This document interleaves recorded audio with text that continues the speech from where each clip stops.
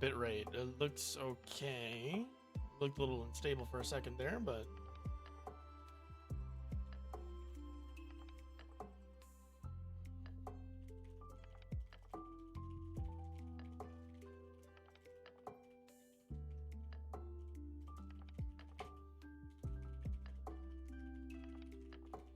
get this going. Oh, I forgot to upload the VOD from yesterday. Oops. I gotta do that.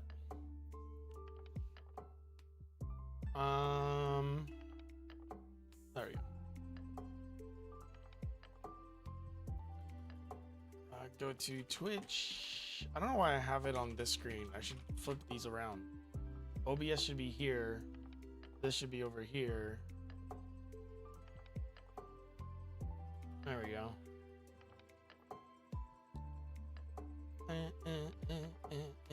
Let's publish the VOD. Export the VOD. And then... Looks like Blitzball's back on the menu, boys. Hello, Beast. Welcome to the stream. And let's set this to download. And then once we get that going, we'll start playing. That'll give people time to jump in and hang out. And it'll give me time to look at the Black Friday sales on Steam. Ah! Money spending! Expenditures!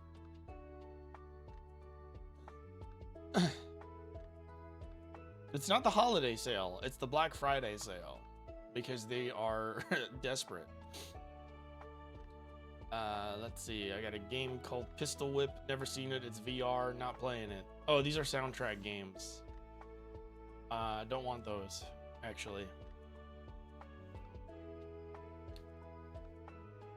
God of War Ragnarok, I haven't played the first one, so I don't care for that. Final Fantasy 16 is not a great game, and I don't care to own it on PC, because I did not enjoy my experience with it on PS5. I thought Final Fantasy 16 was kind of bad. Also, LOL Lamau at Final Fantasy 16 being tagged as emotional. That's really fucking funny.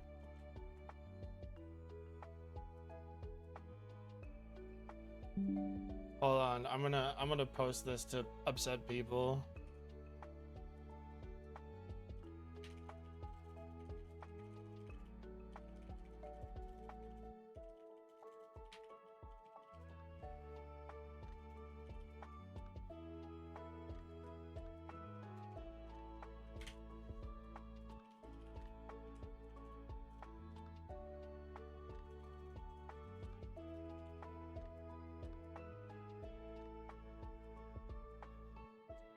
I'm gonna be work lurking. Sounds good, True Storm. Thank you for being here. Imagine if I was a machine that's capable of not only playing chess but beating anyone in it. I call it the Mechanical Turk. That's a real thing, isn't it? Like someone made like an old timey. It's like an old timey machine, right?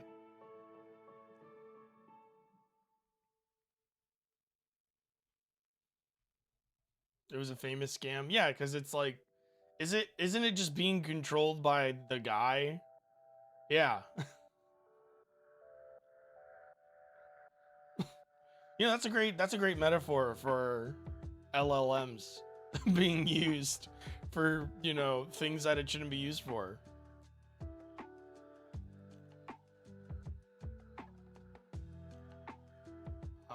Let me see, where am I saving my VODs to again? Here. Zion!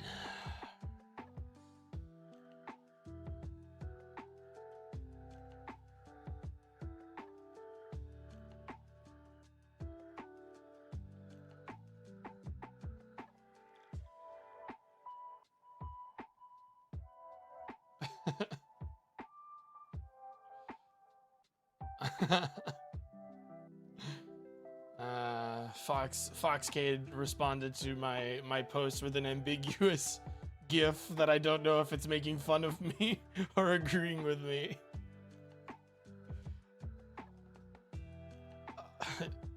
I don't know if this is to make fun of me or to agree with me.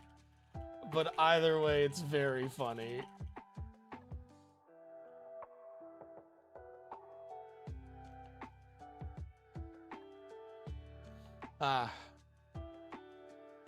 You started AI company and just sat in on people's meetings and took detailed notes personally. That's called fraud, my friend. You are committing fraud. Man, Coke Zero tastes like butt. Coke Zero tastes like butt from an ass. This sucks, man. This like I would rather drink a regular soda and just tank the calories, to be honest. I need a co-founder should have admitted to it on LinkedIn. Well, you know, the CEOs aren't the smartest people around, as we've learned in recent time, as we've become as it's become public consciousness in recent time. Because people already knew that CEOs were not very smart, and that people at the executive level tend to have gotten there by failing upwards.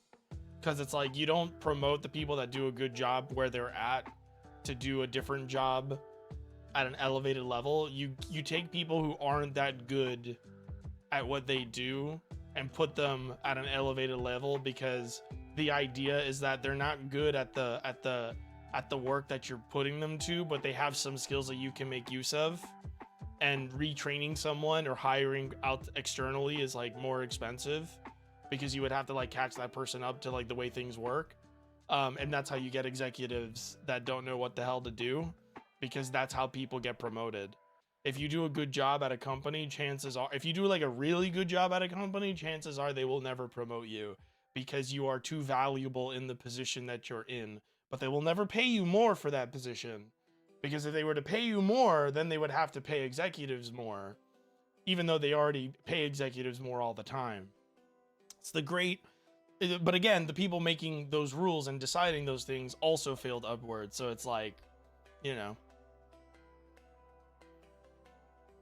So people already knew that stuff, but, you know, it wasn't in the public consciousness yet. You know, it's like when Star Wars came out and Darth Vader was like a thing, and like at the time people knew Darth Vader, but nobody really nobody could spot Darth Vader, you know, nobody could point at Darth Vader and go, that's Darth Vader, until like a little later when Darth Vader entered the public consciousness, you know?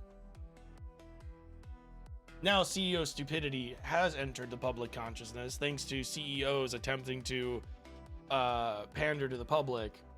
And now everybody knows that CEOs are kind of like incompetent douchebags. Sorry to any CEOs that actually know what they're doing. Although I think you're in a position where you can kind of take those hits, you know? If I was a CEO and people were saying the stuff about me, like in a general sense, about CEOs in general, I'd be like, yeah, I mean, that's my cross to bear. I make more money than everybody, so, you know, if people want to like talk shit about me, I feel like that's like an even trade, to be honest. Especially considering that my position is the position that is designed to exploit the people underneath me. It's like, well, you know, you gotta let people, you know, express themselves. That's just my personal opinion, though. I think that's just how I feel about it.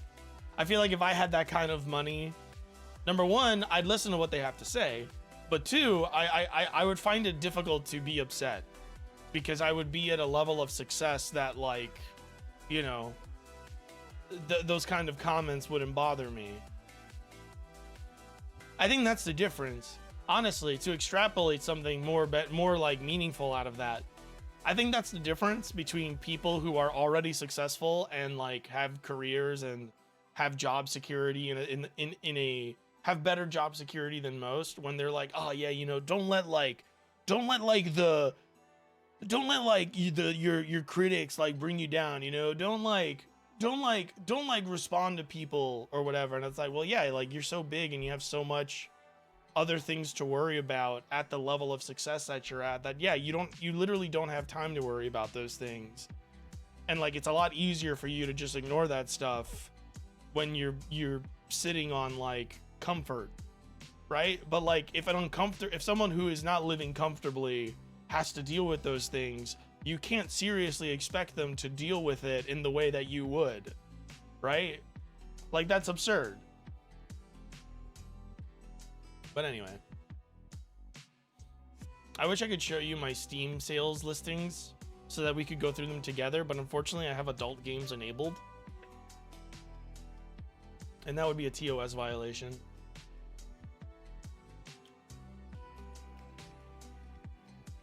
Town to City. What is this? 2,000 positive reviews? What? Also, hey, DBD. Yeah, and that's why the behavior of Elon Musk is even weirder, because it's like, who are you? Who are you? Oh, it's in early access. Are the reviews like about it pretty good?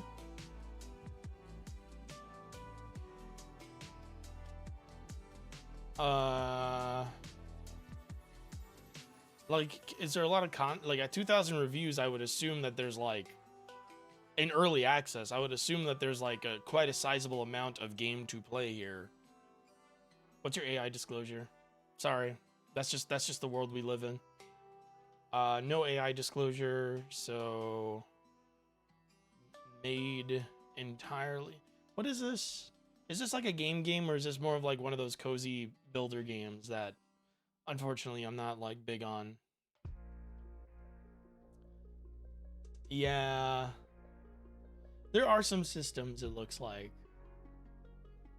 I'm gonna wishlist it, but I'm gonna hold off on buying it for now.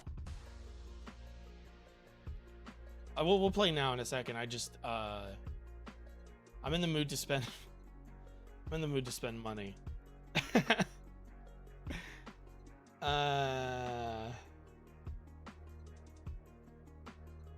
My wife threw out my card collection, so I bought a dump to find them.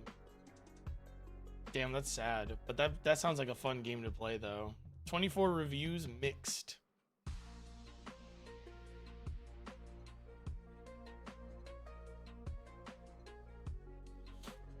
I don't wish death on CEOs. I don't want people to die, you know? Now, you kind of have to balance both, okay?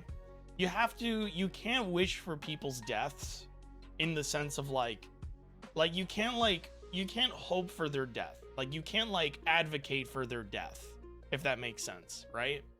However, if they were to die, okay? If they were to die, you know, do you have to be sad about it? No. If they did not like live their life, you know, as like generally decent people, I'm not even saying you have to be perfect, but like as generally decent people, you don't have to feel bad about them passing away. You know? I don't think you should. I don't think that's required. I don't think that's required of anybody.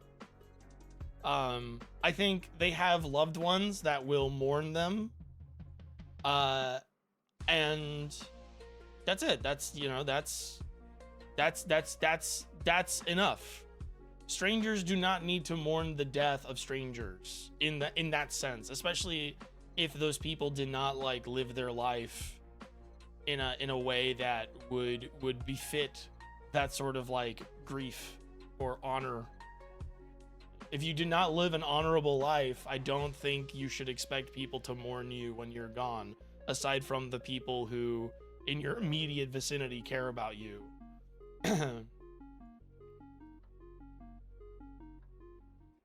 Objection, Elon does not have loved ones that will mourn him. Well, that's his fault. That's his fault. You know? Could there be a situation where there is a person who was literally abandoned due to like circumstance and like, I don't know, like could it really be true that like everybody else was actually an asshole to them and they had lived like a miserable life, even though they were like a decent person. Yes, but like usually you would know that. Usually, when that is the case, it is also public information. You know? So like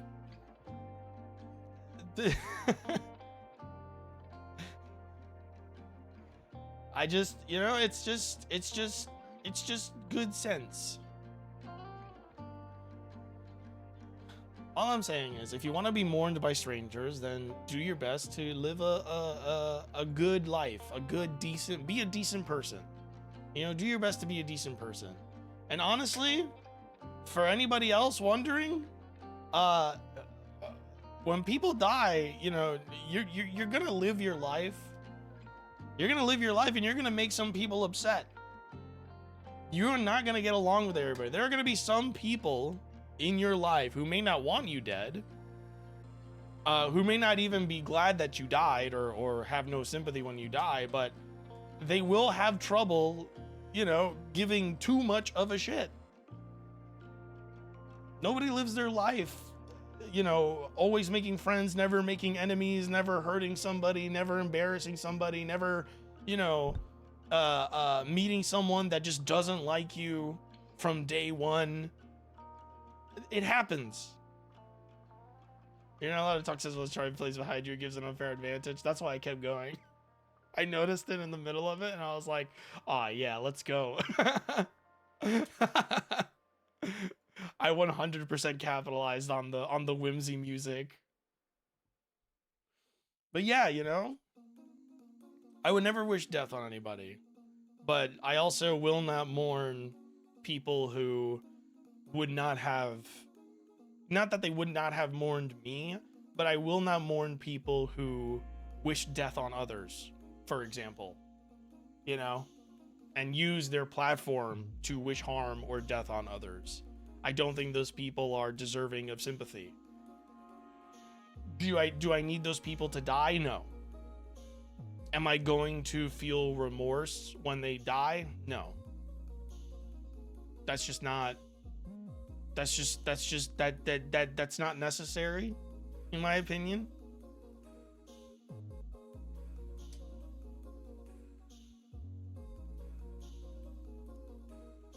See, but that's what I mean. Like Henry Kissinger. That guy did awful things. On record.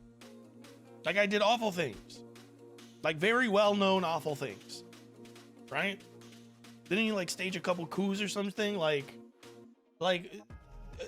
sometimes villains do exist in our real world.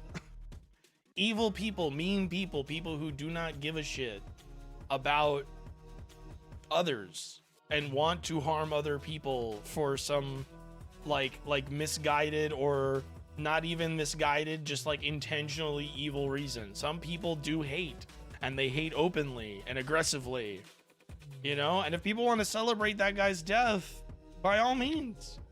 You don't know him personally. Why would anyone expect you to be sympathetic to him? That's sort of like the thing that's always bothering me about it, is that like people that don't know some folks that pass away are like, oh, and this goes for like, you know, decent people that pass away too. It always bothers me where I'm like, I don't know why you're taking this so heavily. You didn't know this person. You know, like this is not like a person you knew personally. This is a stranger that passed away, and that's sad, depending on the case, right? But like, I don't know. And like, why would you? And then they also get angry at people who are like celebrating the death of like a tyrant, and it's like that's the fucking that's the flaw. That's the flaw you take. Okay, it's like you're making a character sheet, right, for like a tabletop RPG, and at character creation you can take like bonuses to the character, but sometimes those bonuses require you to take flaws. It's like, bonus, I'm going to rule a fraction of the world. I'm going to have a fraction of the world's power in my hands. Required flaw, everyone fucking hates you. Everyone that doesn't know you fucking hates you. That's the trade-off, man. That's the trade-off. That's the cost of power. It's not the cost of being a good person. It's the cost of power. All those stories where it's like, yeah, I became like a bad guy and I grabbed onto this power because like I had to be this person that people hated in order to do good in the world. No, bro. People hate you because you have a bunch of power and you do things selfishly and you hurt other people in the name of like some stupid shit you believe in. That's what you're doing. This is the consequence. You're not a martyr. You're just an asshole. Sorry.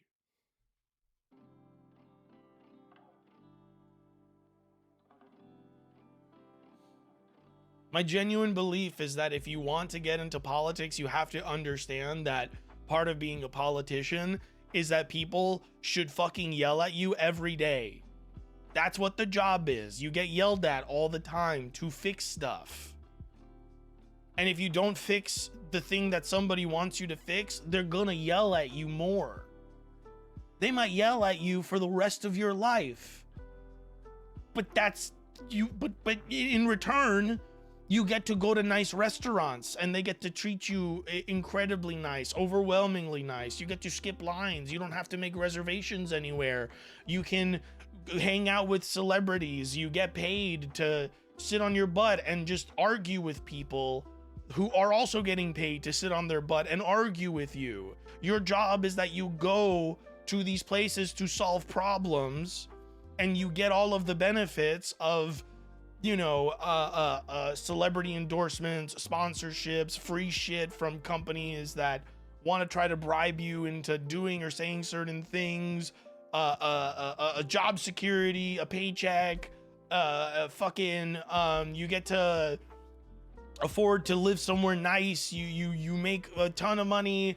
You have a personal chauffeur. You have a team of people who are like constantly educating and training you and like basically like directing you at every moment to ensure that like you have everything you need and you know everything that you need to know. Like that's a luxury. That's a luxury, man. You have a personal team of assistants. If someone's gonna yell at you on the internet, that's an even trade, bro. That's an even trade. That's not even an even trade. That's a better trade in your favor. Like you are winning so much more out of that exchange. You don't even have to do the things that people tell you to do. You understand? Like people tell you, hey, you got to fix this thing, and you can just go, oh yeah, you know, we're gonna do this, we're gonna do that, and then you don't have to do it. You don't have to do it. You don't have to do it. If you don't do it, it doesn't matter. Like they might vote you out, sure, but like most of the time that doesn't happen because people don't like change, so people are comfortable voting for the same person again. You don't even have to do it. You don't even have to do it. You don't even have to do it fast. You could just like very slowly do it.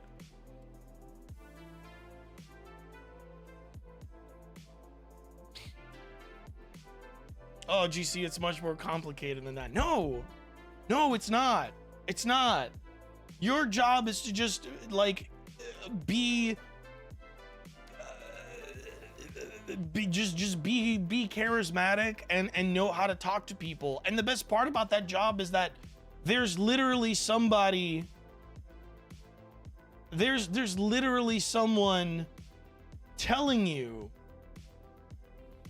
how to do all that. Like you're just constantly being trained on how to do all that. So you don't even have to like worry about it, you know?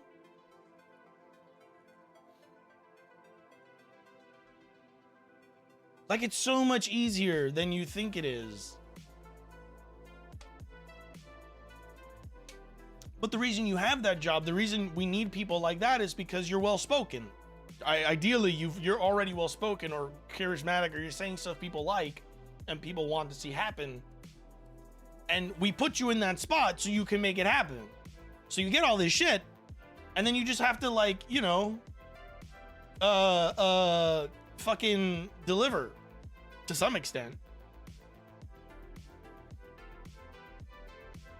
That's it. That's it. That's what being a politician is. Is it busy? Is it hectic? Is it a hard job? Yeah, of course. People are yelling at you all the time. But like, come on, man.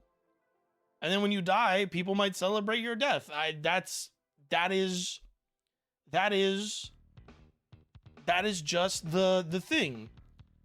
You know, like, you're not gonna make friends with people that don't know you. You're gonna be mourned by your close family and friends that knew you and who you were, and you know, and that's it.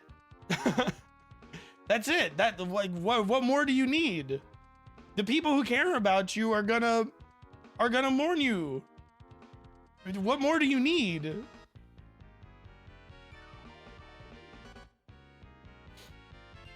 I don't know. Stuff like this stuff just feels so simple to me, and I look at people like get all twisted up about it, and I'm like, I don't get it. I don't get it. That's just how that's I don't understand how you don't understand that that's the job, you know? That's the job. Isn't that what we're told every time we go to our fucking 9-to-5s? We complain about it, and then a manager or like a coworker is like, yeah, well, man, that's the job, man. That's how it goes, man. What background music am I playing? This is youtube.com/c/gamechops, the video game study lounge stream. It's up there on the top of the banner at the top of the thing. There's just a bunch of remixes of video game tracks. I think you just have to like, I think people just have to like, sort of like, think about, really just think about like, what you're doing and how you're doing it, and I don't know, just be normal. Be normal and understand that like part of being normal is sometimes you're not normal. Sometimes you do or say shit that in other circumstances would not be okay. I don't know. That's life. Fucking accept it. Okay, enough looking at Steam sales, because I've already racked up like $100 of Steam games. I'm gonna have to get rid of some of these. Nah, fuck it. I'm just impulsive enough today that I'm just gonna buy them all. Plus, I think I'm gonna get paid either today or tomorrow, so fingers crossed.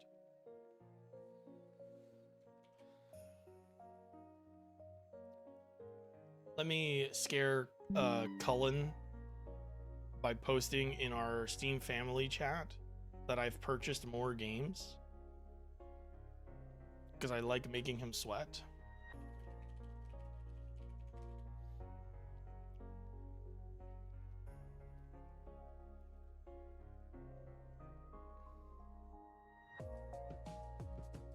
I also have to check my podcast Discord.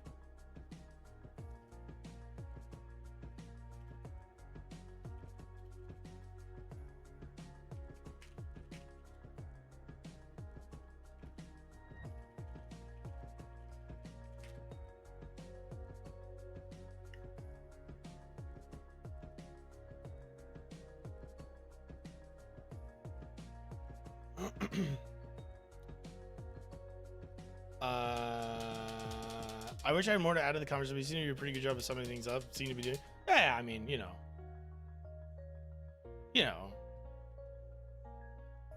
It's my job to speak.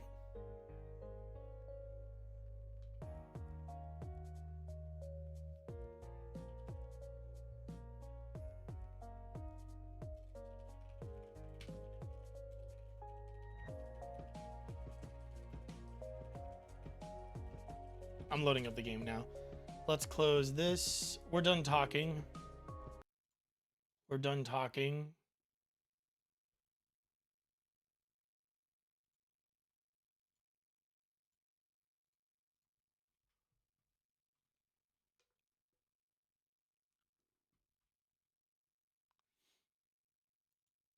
Let's go ahead and, you know what? I'm trying to get like used to this. Marker rant.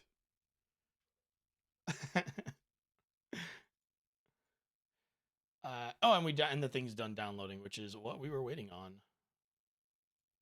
Yeah, that's my excuse for talking for 30 minutes. But would it be a GC Vasquez stream if I wasn't like yapping for 30 minutes before we started playing the game? Oh, right, we had a quick save. We had a quick save so that I wouldn't have to navigate this whole dungeon again. Thank you, Dragon Quest Remake. No, we love yapping. Oh, we do. Sorry, I got quiet there for a second because we're trying to figure something out for the podcast this week. Because I think Kazuma is gonna be busy this week, so he can't be on the podcast this episode. But honestly, Cullen and I are great at just being us two doing stuff, but at the same time, it's like, we like having a third person to bounce off of. Also, Kazuma is like part of our group, you know? He's what makes it work. In my opinion, I believe Kazuma is the person people listen to the podcast for, and Cullen and I are kind of like more color commentators than anything else. Because I don't think Cullen, well, I think Cullen has more industry experience than I do, but I don't really have industry experience, so it's like I don't really contribute. I don't really have that kind of like star power, I guess is the way I would put it.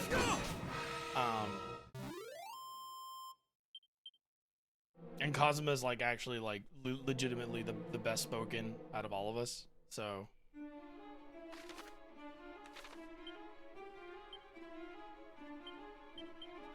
We need him. I have thoughts on this. That's fair. Take your time. Paint your nails. I think we're all like equally like we make up like a really good. I think as a trio we actually like really work well together.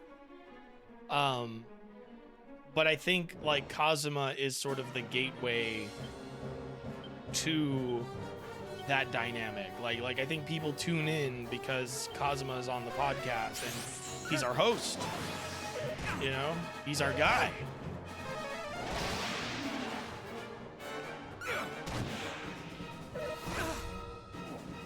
You know, and Cullen is the funny guy, and I'm the angry guy. I'm the guy that goes sicko mode, you know? I lose my mind, I flail about, you know, once in a while. And I'm that aspect, I'm that like that very like human aspect where people listen to me talk and lose my mind and they go, geez, it's a good thing I'm not like that, you know? I get angry and I get like flustered so that other people don't have to. You know, I say the stuff that people are thinking but they don't want to say out loud because it would make them seem crazy. And that is what I provide to the dynamic.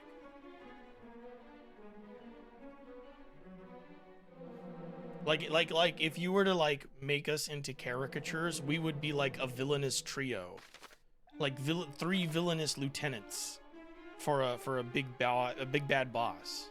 We'd be like the lieutenants from Yakuza 0, right? You know, I'd be the dancy guy. You know?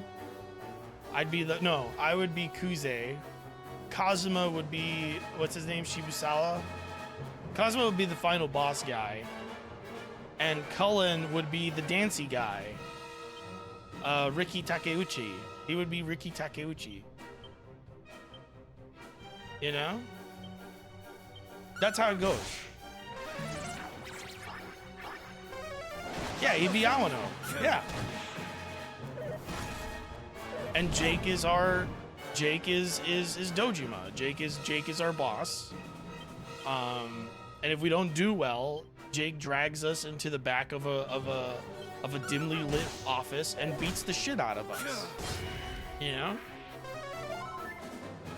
And then on our way out, he slaps the new thumbnail art onto our face and pushes us out the door. And the other two who were not subjected to the beatdown for our failures will be like, oh, sick, new thumbnail art. The boss is so good at this.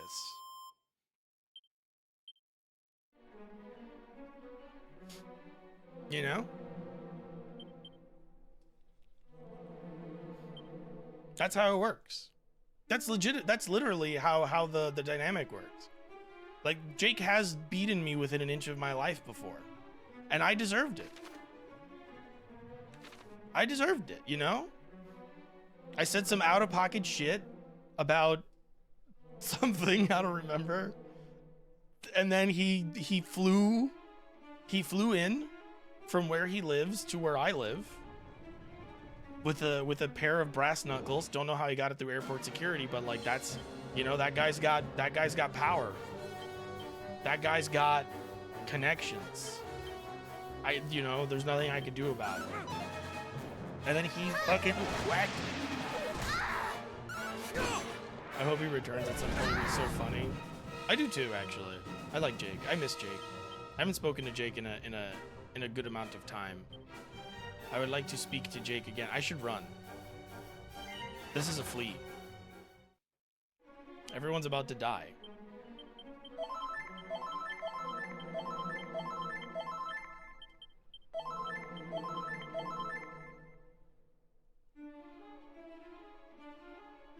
Another magic key chest. I feel like we've shown up to this area a little bit sooner than we were supposed to. Because I don't have the magic key. So I'm hoping that the guy at the end of this dungeon gives me the magic key. Oh shit. And then we can double back for the stuff. We have no MP, we have no other way to like deal with this creature other than to whack it severely. Maybe a frizzle? Okay. At least it's not going twice in a turn. That could have been bad. Oh, excellent. I just need a level up. If we can get a level up... Oh, I love it when a plan comes together. Oh, 2! No level up for Caradoc, though. That's... I learned Zing! I learned Zing! Our problems are solved. No longer will we have to abandon a dungeon run because a cousin has died. Excellent. I am so hungry. I am lightheaded.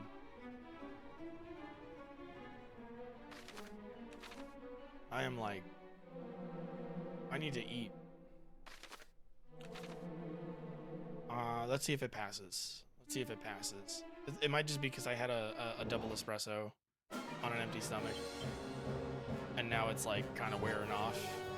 You know when you drink coffee, it suppresses your appetite, but like the caffeine still sticks around, but there is like that moment where the appetite suppressor part of the caffeine has like worn off. So now you're like caffeinated and starving. That's a bad combo for people with bipolar disorder, I think. I don't know this for sure, but I've noticed that like that combination makes me want to like eat way more than I probably should. After listening to you and Kaz on the pod for like a year and a half, I really value the Mensa's huge spring to the bottom. Really wish I found you each way earlier. I appreciate that.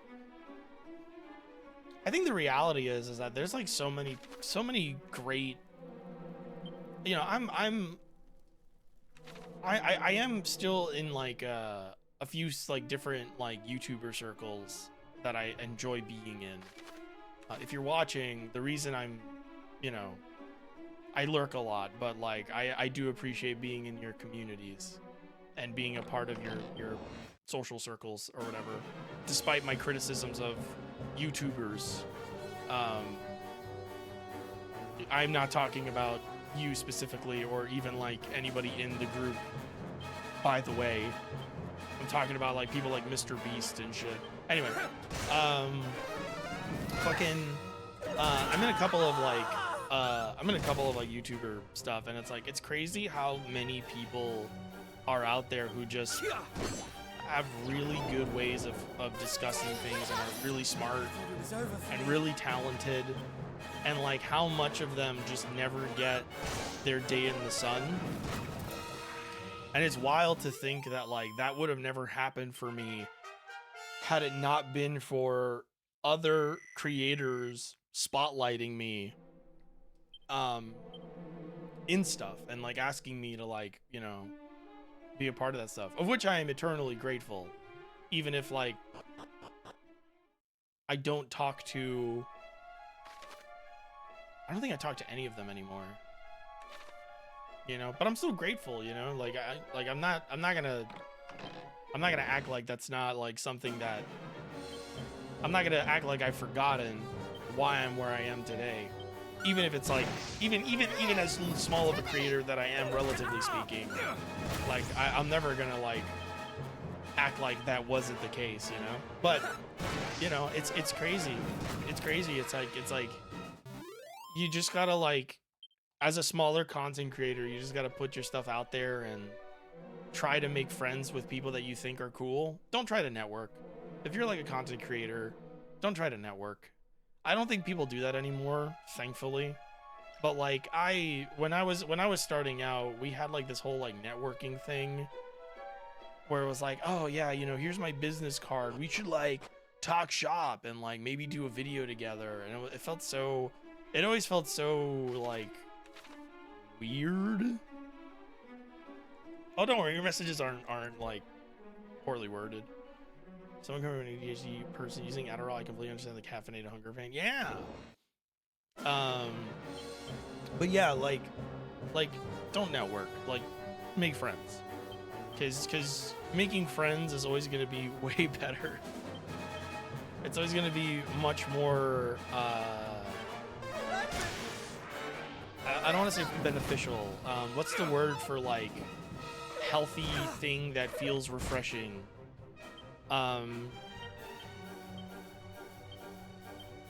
Invigorating? Invigorating. I would rather never collab with one of my content creator friends, but have a lot of content creator friends that are like genuinely my friends, than collab with a bunch of people and never really like know who they are or get to know them on a deeper level. Man, that shit was so weird when I was younger. People have given me their business cards before, and I remember because I had been working a 9-to-5 already, so I had like a better sense of like what working was like and what like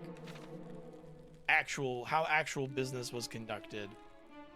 And it always like really like skeezed me out when people were handing out business cards. I think well, you're not gonna see it anymore because it's not, I deleted it, but if you go back to my tweets, back when I was like starting out and like going to cons and stuff, I do believe that there's like a tweet that I have where I was like, I kind of want to make business cards, but I feel so weird handing out business cards to people. It's kind of like, basically I was like, handing out business cards gives me the ick. And it's wild to like see now where I was like, yeah, I was on the money. Because nowadays everybody thinks back to that time and everybody's like, that was so fucking weird that we did that. And I'm trying to like, I kind of think about like, I'm not judging the people that did it, but I am curious as to like how that came about. Like who started that whole like business card handing out shit between content creators? Because part of me feels like it started as like this idea of like wanting to present yourself as more professional to like legitimize the work you were doing. And I always felt like, and that's like the impression I always got from it. That's the impression I always got from it. It always felt like people were just trying to like prove that they were genuine like professionals about their work, to which I always felt weird about, because I was like, as long as you're like making good stuff, like the professionalism is in the work itself, is it not? You know, like if you make like really smart, well put together stuff, you know, that's creative and like above like what, you know, like if there's like a certain like standard that you're meeting, surely that speaks to your professionalism, right? That's how I always felt, but I don't know. I also felt like it came from the MLMs at the time,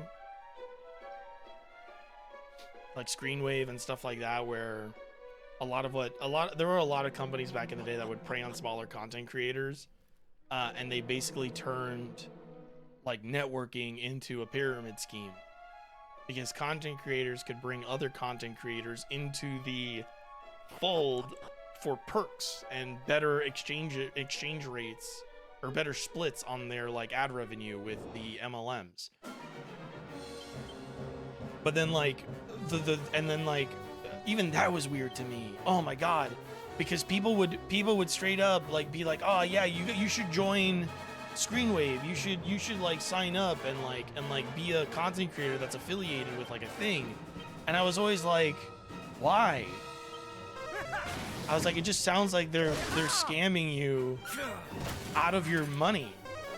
And they're like, oh, you know, because like if something happens, they'll like help you with like if you get like a copyright claim, they'll like argue it for you and they'll like help you out, and you know, what if something happens and this and that, and I'm like, then I'll handle it.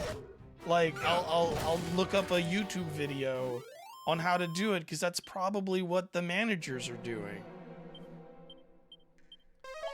Because then it was like, oh yeah, when was the last time you've spoken to your Screenwave manager? Oh, I don't know, it's really hard to get in touch with him. He doesn't like communicate with me anymore. Like he doesn't like communicate with me. What do you mean he doesn't communicate with you? Yeah, no, like he's really hard to get in touch with. How much money do you give these people? Oh yeah, they take like a 7%, 6%, sometimes 10% cut of like my ad revenue. But in return, you know, they're like on call to assist me with whatever I need. And then none of those people, wasn't the older one of those to get ad revenue and increase video length? No, because you could already just monetize your own channel. Your channel is already monetized. What they would do is they would offer you additional assistance in making your stuff. But that never happened. Nobody ever had. The only people that got that kind of like those perks, right, were like creators that were already so big that they kind of needed like an editor and stuff like that. So those companies would sort of like have somebody on hand to do that stuff. But smaller channels never got that like attention. They would just kind of like, they would tell the creators, oh yeah, you know, we'll get that for you or whatever, but then they would like ghost them. And nobody ever called them out. For like the longest time, nobody ever said anything. Like I used to have conversations with content creators where they would explain to me the point, because I would always be like, I don't understand the point of being affiliated with these people. And they'd be like, oh, because you get this and this and that. And I go, have you gotten any of that? No. but like, you know, it's good to have around because of like, you know, the whatever. And I was like, okay, so like, why do you want other people to sign up? And it's like, oh, because like I get something if I get you to sign up. And I heard them say that and I went, that's a fucking multi-level marketing scheme. That's a pyramid scheme, bro. That's a pyramid scheme where they promise you shit that you don't actually get. And then in the meantime, they're taking a cut of your already small ad revenue to spend on bigger creators who are already making way more money than you. Because those people are generating this company profit. Like that's the scam, man. That's blatantly how pyramid schemes work. And they would be like, no, that's not true. And then they would like change the subject and just like talk to amongst each other. Like all and then like they would talk amongst each other about like, oh yeah, have you spoken to like whatever? And they would literally like avoid the reality that they were being fucking taken advantage of. But then they would turn around and like hand out business cards and like act like, oh yeah, you know, I'm an esteemed whatever. And I think, yeah, it genuinely came from this place of like, I want to be considered like like a serious professional businessman thing. And it's like, you're in the entertainment industry, bud. That's the last thing you want to be seen as.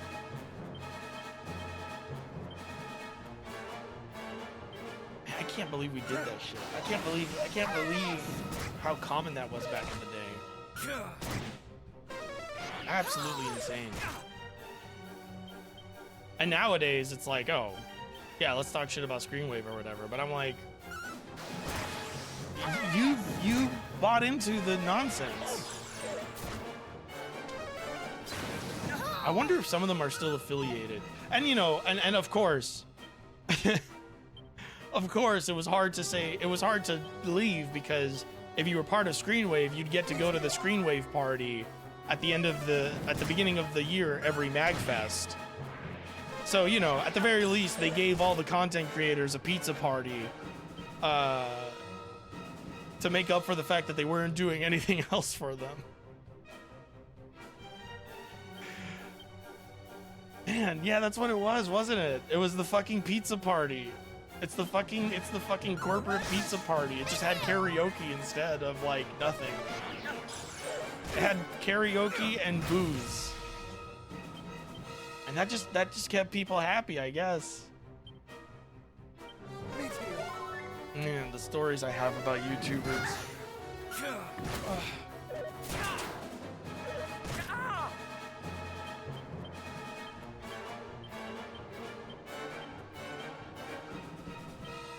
They say don't shit where you eat, but thankfully I don't really eat here that often. Were they covering your travel costs to get to said pizza party? I don't think so. I don't think they paid for anybody's flight to MagFest. Because nobody was doing events at MagFest. Maybe at Too Many Games. Because Screenwave partially owned... Oh, sorry. Sorry, you have to be careful about this because they had to clarify this back in the day. Screenwave Media does not own Too Many Games. People in charge at Screenwave at the time also happened to own Too Many Games. You know, get that right. Screenwave didn't own Too Many Games. It was not a Screenwave property. It's just that all the people in charge at Screenwave also had a stake in Too Many Games. So at Too Many Games, I think the Screenwave people got paid to show up. But, you know. Now, even though I criticize Screenwave all that now, did I get in the limo in place of a friend of mine who was not going to go to the airport at that time? Did I take his place in the limo to get a free ride to the airport? Yes. Yes, I did. Absolutely. 100%.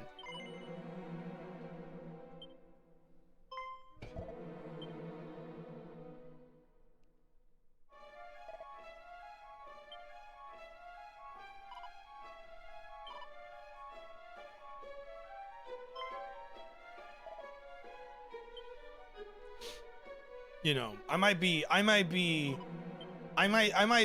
critic of that kind of shit, but am I gonna turn down a free ride to the airport? Hell no.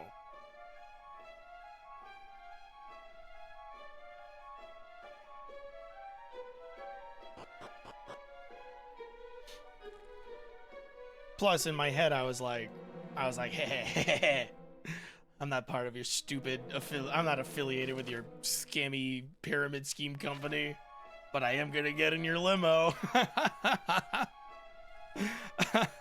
I think every single person that was in that limo turned out to be a fucking asshole, by the way.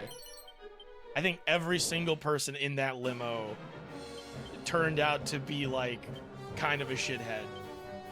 Publicly. Not, like, behind closed doors. Just, like, publicly expose their entire butthole. Kind of incredible.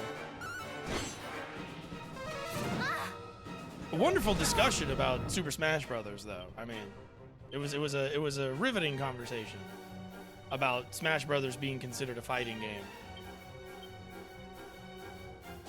And I bonded with one of them over both of us having TSA pre-check.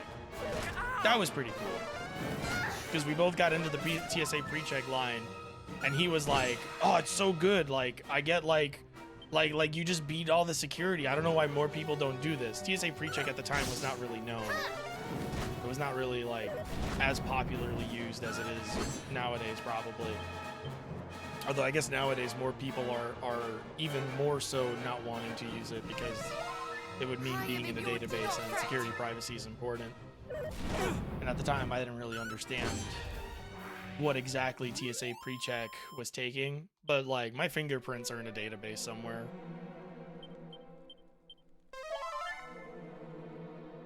I am what they call a known traveler. That's what they call it. If you have TSA pre-check or, like, some other sort of, like, security clearance, airport security clearance thing, you're called a known traveler. Which just means they know you. They have you cataloged. Which is kind of scary when you think about it, but beats waiting in line at the airport.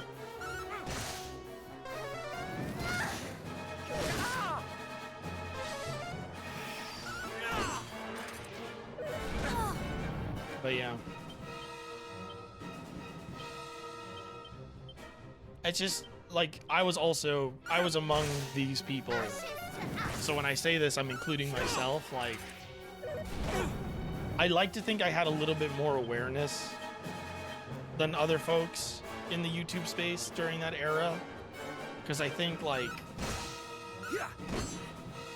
I do, fuck, the one person that revives people is dead now, great. I do think that, like, my prior work experience and, like, hardship, sort of, like, and just, like, having to deal with stuff like MLM, where I grew up was,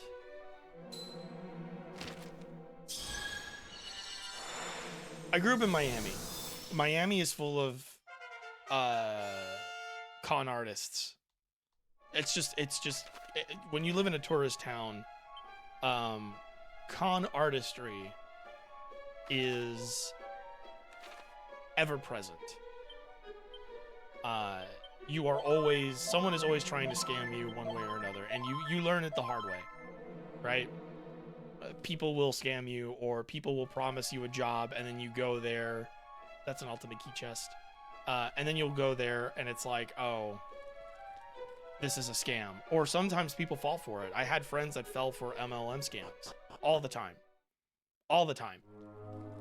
So I was much more familiar with this, like, the way that a lot of this stuff happened. And also my dad was a businessman, is a businessman. Oh no, he's retired now. But, like, my dad's, like, his work experience, we have to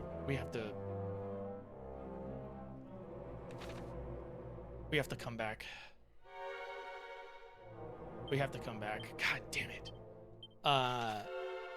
So my dad was a businessman. So my dad was very, like,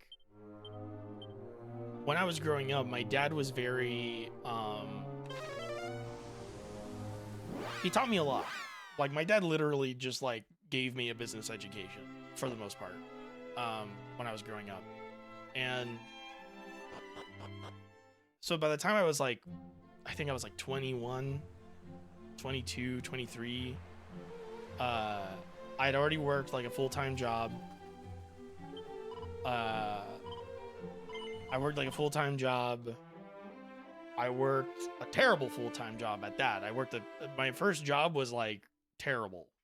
My first job was working at an IHOP where there was no manager on duty on my shift sometimes. So like after the morning shift, there would just be no manager there. There'd be no manager. Okay. My dad got caught by his business manager in Orlando and she embezzled millions of dollars from him. That happens more often than you think. No manager on duty. We had them on paper. We had 3 managers. We had 3 assistant managers and 1 general manager. But I worked every night shift from 4 p.m. to 2 a.m. or something like that. With no manager on duty. They were supposed to be there. It wasn't that like there was no one scheduled. You understand? They were supposed to be there. There just wasn't anybody there. Not actually. And so my shift was just if people had a problem, and our IHOP was not great. You know, I stand by my ability to like serve people.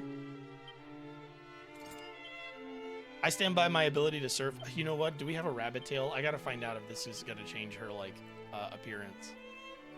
We don't have a rabbit tail yet. Okay. So like my first job experience was literally I became a shift supervisor. So I don't know if it was like maybe I was more charismatic, or maybe I was better at handling customers, or maybe people just thought I was good at my job and they deferred to me, or maybe like, you know, people knew that I knew some of the managers, or like I knew like I was a friend. That first job was given to me because my dad was working for that IHOP. But I was not working at one of his stores. I was working at somebody else's store. And then they transferred me to a new store. So they trained me somewhere and then they moved me to another store. So I was very far and away from my dad, by design. And because the company didn't want they didn't want me working alongside my dad, or they didn't want me working at a store that my dad oversaw or whatever, which makes sense. So I was working there. And my dad's friend was the district manager, I think, of that location. Yeah. And so either because they thought that like, you know, because I knew, because like I was there by nepotism or whatever, people just deferred to me for like what to do. Right? So I had to become a shift supervisor, an unofficial shift supervisor. They never paid me for it. So I had to like, if a customer had a problem, I was the one that would go to the table. If, you know, if we needed someone to like organize us during like a rush, I was the one that did it. I guess people trusted my judgment, but like at the end of the day, it was a terrible fucking job. It was a terrible job, and not for nothing, but the town my hometown, Miami-Dade County, is not very nice to service workers. Unfortunately, like people in Miami are very abrasive and very rude to service workers, and they are like insanely rude. You can ask my little sister, my baby sister rather. She's worked all over Miami. And she'll tell you that. You can ask my brother, he'll tell you that. Like, you can ask like my friends, they'll tell you that. Like, we all have, anyone who's ever worked in Miami-Dade County has stories about working in Miami-Dade County as a service worker, and like the bizarro, weird, like weirdly antagonistic interactions we have with the people that are there, you know. And obviously the people that live there are the people that work there, so it's like it's not just that like they're assholes, but they've also done the job and they have no sympathy for you. So anyway, like, I dealt with customers were super rude. I dealt with, like, I remember, here's an example of like how bad the job was.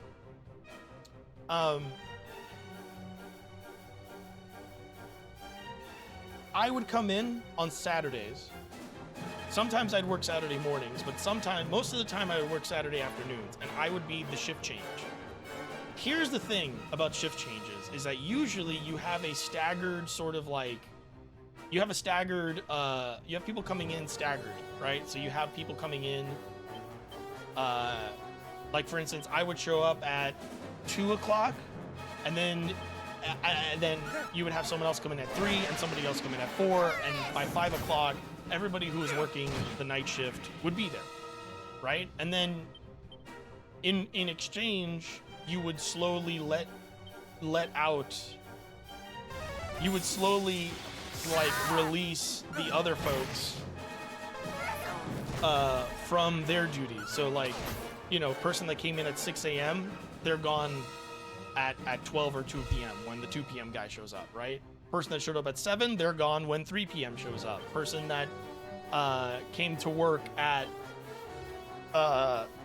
8, they're out when 4 p.m. shows up, right? So that everybody's, there's always somebody on the line. That's not how it worked at IHOP. Not at the one that I worked at. Not the way my managers handled it. The way that they handled it was I would show up at 2 p.m. and everybody else, oh god damn it, and everybody else, literally everybody else, was that my last autosave? Oh, we're fine. Everybody else would clock out. So from 2 to 5 p.m., and there would be nobody else coming in until 5. So from 2 to 5 p.m., I was the only server in the restaurant. With no manager. So one day, I pick up the 2 p.m. and my managers are having a meeting. A rare manager meeting. And I'm by myself on the floor. I'm by myself, okay? I'm by myself serving tables. I've got 6 or 7 tables in because it's still pretty early in the day, so people are still coming in to eat. You know, sort of the stragglers from the morning. And my manager, this fucking guy, pulls me aside as I'm running back and forth, completely in the weeds, because I have 6 or 7 tables, okay? And we don't have drink runners, we don't have bus boys, we didn't have any of that shit. The servers would do everything. I'd run drinks, I'd bus tables, I'd bust my ass, okay? We should just die here and reload again. And he pulls me aside and he goes, "Hey, can you get me an iced tea?" And I said, "Sure." You know, just trying to be as nice as I can. I'll be like, yeah, I got you. I'm in the middle of like doing my thing. So like I hear it, I clock it, I add it to my list, and I go about serving tables. Now in my head, I'm like, oh, my manager clearly wants me to serve the tables, the customers, before I get him his stupid iced tea, right? Like, who gives a shit? Like, I can wait for my fucking iced tea, right? Like in my head, I'm thinking that's what he's thinking. I can wait for my fucking iced tea if GC's busy, right? No. 10 minutes later, because I'm handling tables and also there's no hostess. I'm also sitting people. I'm everybody except the cook and the dishwasher, and there's no dishwasher on duty. So sometimes I was also dishwashing. 10 minutes later, he's sitting in the lobby. This man is sitting in the dining room. He's looking at the people in the restaurant. Like, he's there. He knows that I'm busy. And he looks at me and he goes, GC, where's my iced tea, bro? And when I tell you that I wanted to go to prison that day, when I tell you I was ready to go to jail, oh my God, I was ready. I in my head, I was like, how far is it from the police station? Because I'm gonna walk myself over there and turn myself in for good behavior points. That's the kind of job I had. That was the kind of place I was dealing with, and it was a shitty job. It was a shitty job. It was a shitty job, and it made me think that I was bad at my job, that I was no good at my job, until I got a job at a different restaurant. And literally on the first day that I worked there, everybody that I worked with was like, you are really good at this. And like, my managers were receiving compliments from customers, and people were like over the moon. And I became like, I made so many friends at my second serving job that like, it completely changed my opinion of my own work ethic. Why are you ready to go to prison? I had a really shitty manager at a job at my first job. So like, I knew what con artists looked like, right? I knew what scams were like. I knew what it looked like when someone was like taking advantage of me. Oh my fucking God! Why am I dying so much here? So like, when I went into like YouTube and I started to like mingle with YouTubers, and I got a look behind the curtain of like all that stuff, and I heard about the Screenwave shit, I was like, what is that? Like, eventually I asked, like, what the hell do they even do for you guys? That was genuine curiosity. And then they explained it, and I went, all of my friends are being scammed out of their money. I was like, you're all part of a pyramid scheme. I'm surprised you didn't also cook the food. I did.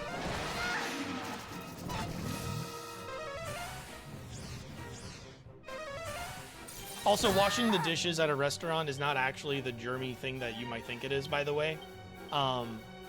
Most restaurants have industrial dishwashers. So,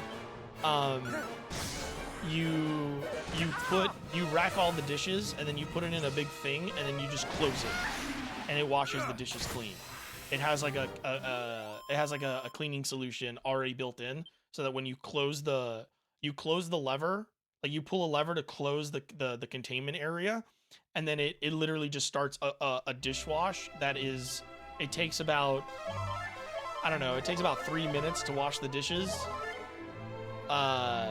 And then the dishes are clean. By the way, none of your dishes at a restaurant are actually being cleaned for longer than like a few minutes at a time. So if that bothers you, just never go to a restaurant ever in your entire life. Because literally you are probably eating off of a dish that somebody ate off of like an hour ago. And it was in the wash for like 5 minutes. It's sanitary. Like, we have a bunch of regulations for that. So like, it's sanitary. It's not like actually dirty. You were a dishwasher? Okay. Yeah. And like, so you know, it's not actually that germy. And also like, servers, at least in my experience, people are constantly washing their fucking hands. People at work are constantly washing their fucking hands. We actually, if you worked in the restaurant business, you know that like, unless you're one of these fucking assholes, the dudes that are like, because it's always a fucking dude, the dudes that like don't wash their hands or do gross things to the food to fuck with people, number one, they get fired pretty fast, because most people working with those people like will go up to a manager and be like, this guy's fucking with your food, and that's fucking disgusting. And those people don't work there for long, so that actually doesn't really, like, people fucking with your food doesn't actually happen that often at like chain restaurants. A lot of that stuff is pretty like monitored pretty aggressively in most cases, and if you go to a place that's like not up to code, you can kind of tell.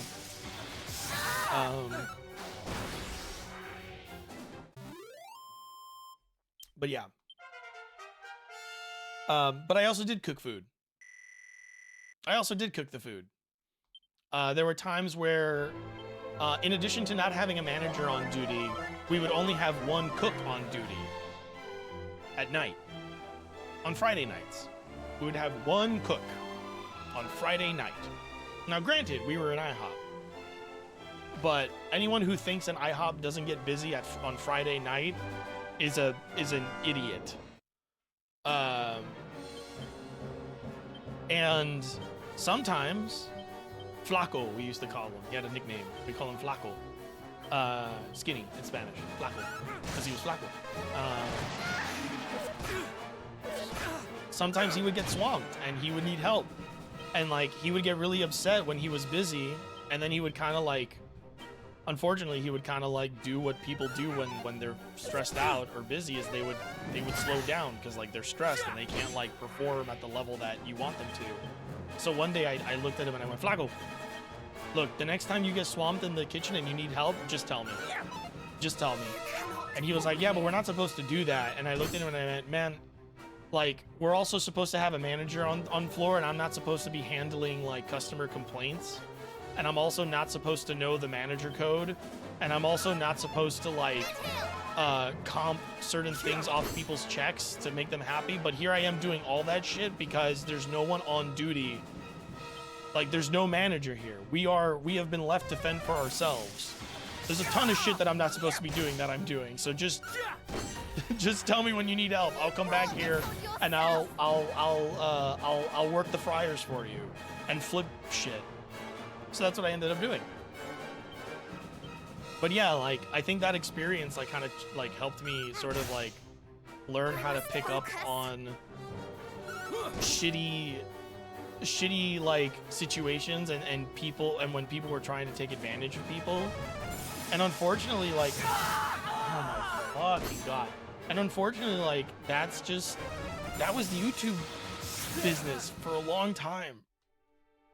That was just the YouTube business for a long time. That's just what being a YouTuber was like. I'm really pissed that I can't get to this stupid fucking thing.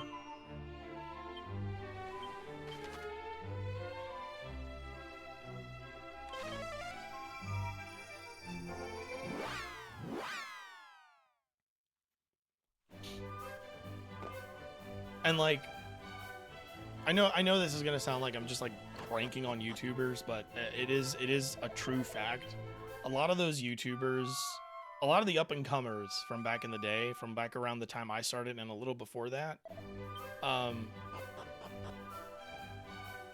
they did not have a lot of real world experience.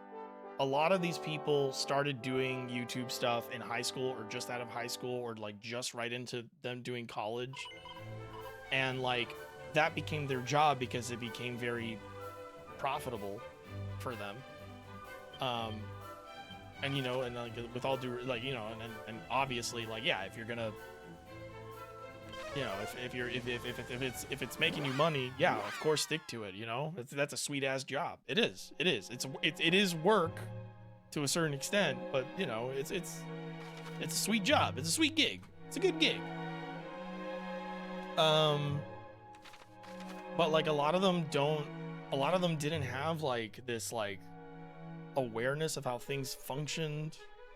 A lot of them like a lot of times you would hear stories of other YouTubers doing certain promotional things, or like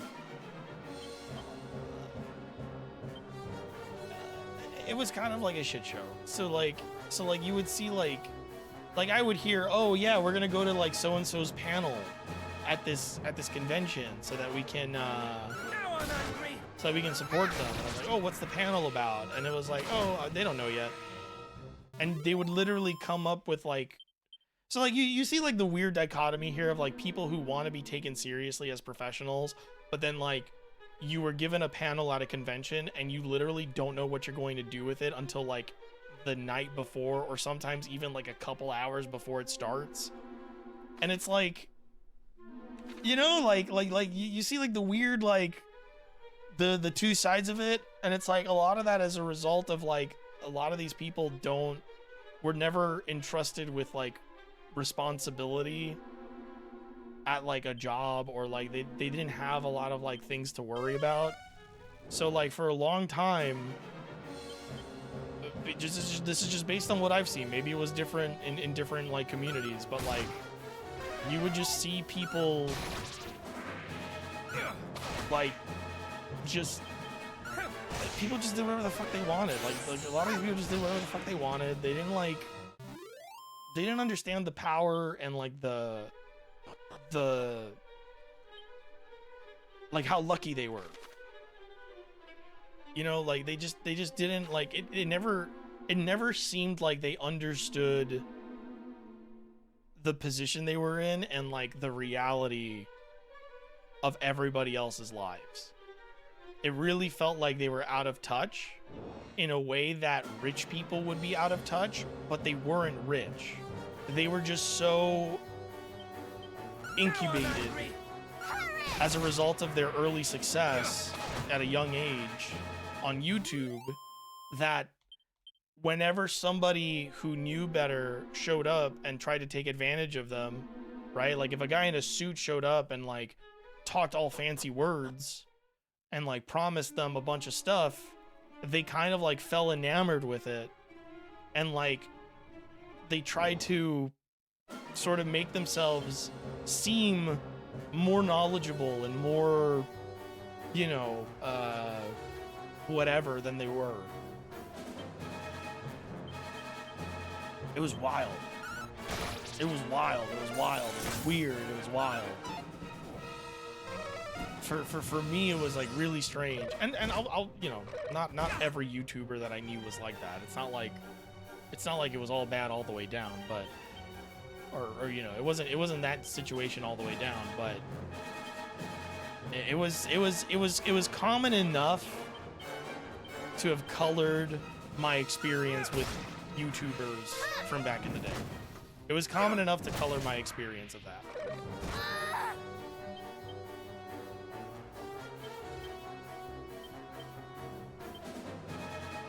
And yes, I am a little salty about it, because I feel like if I had attained that level of success when I started doing YouTube, which was after my IHOP job and after I got my or right before I got my associates.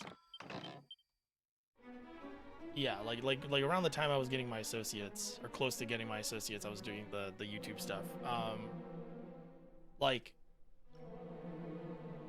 I feel like I could have been a better example, but I also would not have, like, I don't know. I just it's a weird, like, it's a weird narcissism thing, I think, for me to think that like if I had what they had back then, I would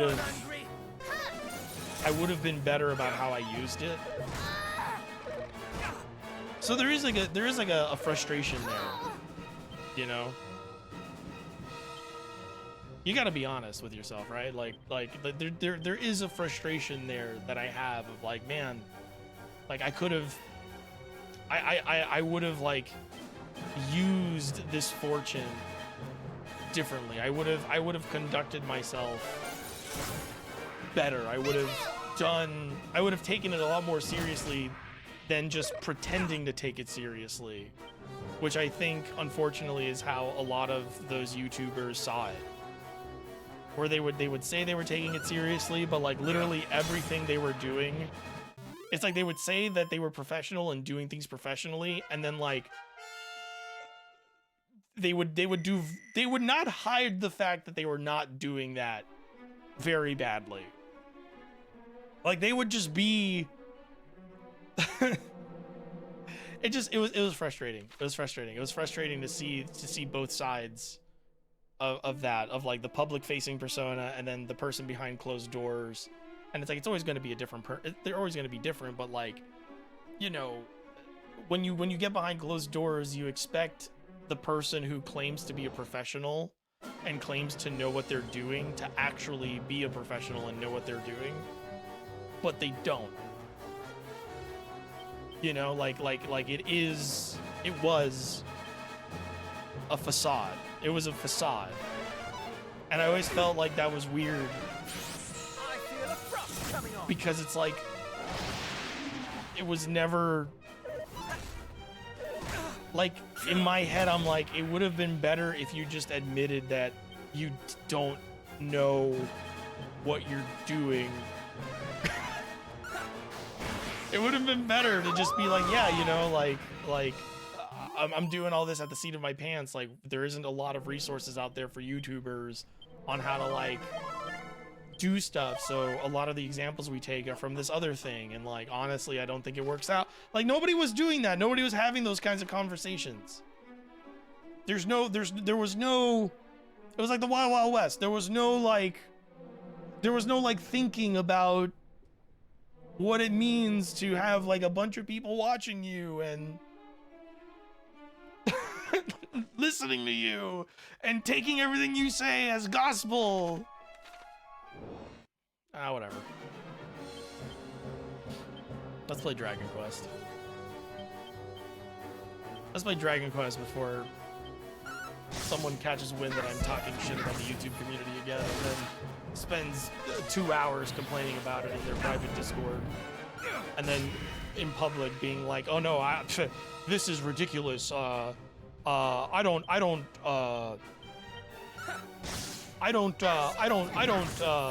bother with worrying about the things people say." That's another one, by the way. That's my favorite one. That's my favorite YouTuber lie. My favorite YouTuber lie is the YouTuber who's like, yeah, like, I don't really get mad at comments because, like, you know, I kind of ignore them because, like, you know, most people don't know what they're talking about and they're all stupid and, like, you know, why should I waste time thinking about those things? Which is good advice to give, but it's different when you're, like, patting yourself on the back for it. But then, like, in your private Discord server, you are copy pasting every fucking comment you get to complain about it, which I do too, but I don't go on public spaces and claim that I'm doing the opposite. I'm very transparent about the fact that I 100% see shitty comments and, like, they fucking piss me off.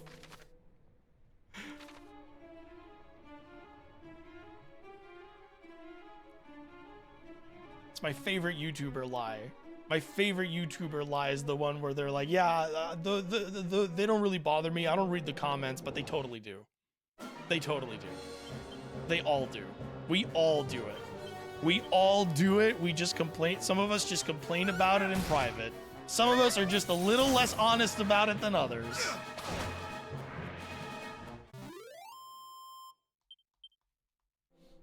And again, the people that don't do it for sure are people that are so busy that they don't have time to do it. But if they weren't busy, they would do it because they had probably done it in the past.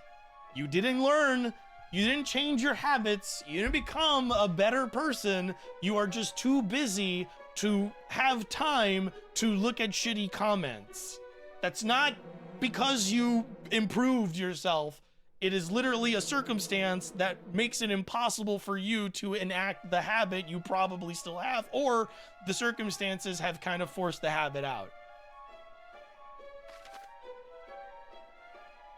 I'm sorry. I'm sorry somebody had to tell you. It also doesn't make you a better person, which is always how that feels when people say that. They're, oh yeah, I don't bother with comments. It's like, I'm so good, you know, I'm so like above it all. Fuck you. You're not above it all. You're just fucking gossiping about something else. Get over yourself. You're as much of a fucking gremlin as the rest of us, you fucking liar.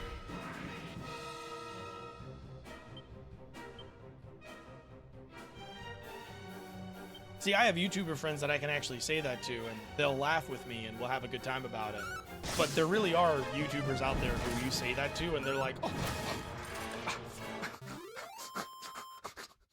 And like, it's just like, it's so dumb. Just people who take themselves too fucking seriously. It pisses me off. Sorry, I struck my own nerve today. I struck my own nerve today. I talked about that for an hour. I've been really chatty these last few streams, haven't I? About, like, heated stuff. I feel like the heat death of the universe is upon us soon, so I want to get out everything that I, like, held back in saying. And by the way, I want to make it clear, I don't think lesser of people who think like that, okay?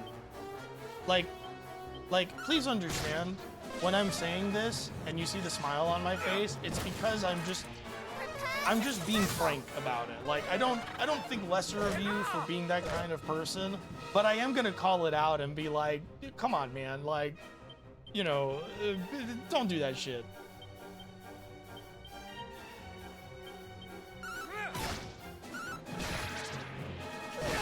One of my favorite YouTubers leading Dragon Ball YouTube Geekdom 101. Like anyone else, he has his own haters. The majority of those are Z-dub fans that don't really know the franchise or care to watch it as it was intended in Japanese because of how messed up the funny dub script was.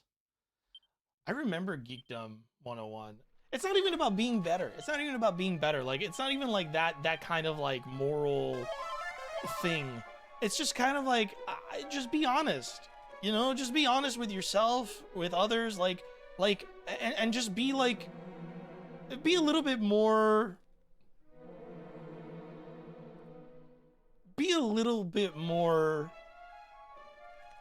forgiving of like other people doing stupid shit or like cringe shit, right?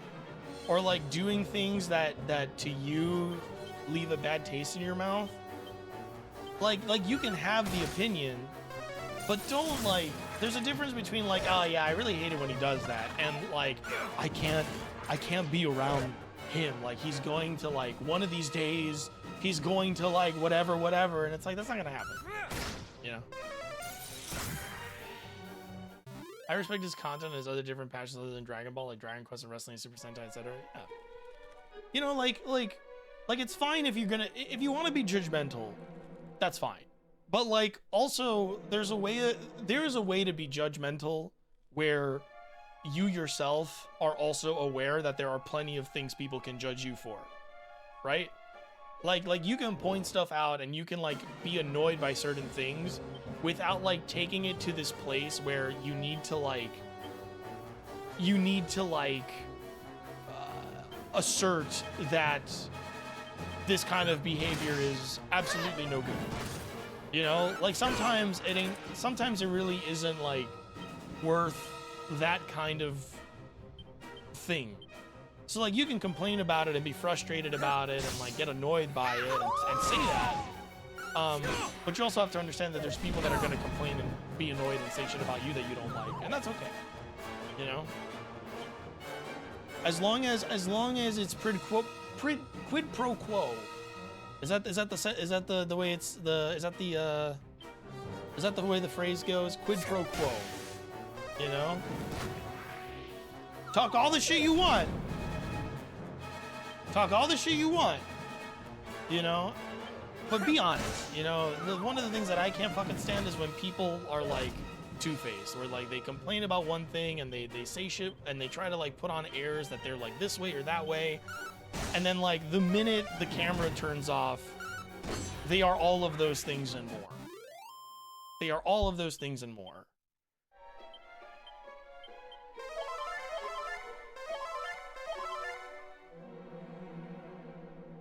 Or when they act like they know better than anybody else, and they don't. You scratch my back, I scratch yours. Okay, yeah. So it's not the right way to use it, but yeah. I know I don't earn a lot of points. I don't earn a lot of points with other YouTubers because I'm very critical of YouTuber communities and the YouTubing industry in general. And I know, from experience, I know a lot of creators that I know personally have gotten upset with me for criticizing bigger creators for not using their platforms for like certain things or behaving in certain ways. Like I've literally been told, hey man, that's my friend that you're talking about. And it's like, okay, well, your friend has shit to work on, in my opinion. And like, that bothers some people. Which to me is weird because it's like, I don't know about you guys, but there's shit about my friends I don't like. Yeah. It's called being a human being and like accepting your friends for their flaws and like, you know, encouraging them to be better, but also like understanding that the perfect human being does not exist and your perfect definition of like what a person should be is not what other people think. And like, I don't know, it's okay.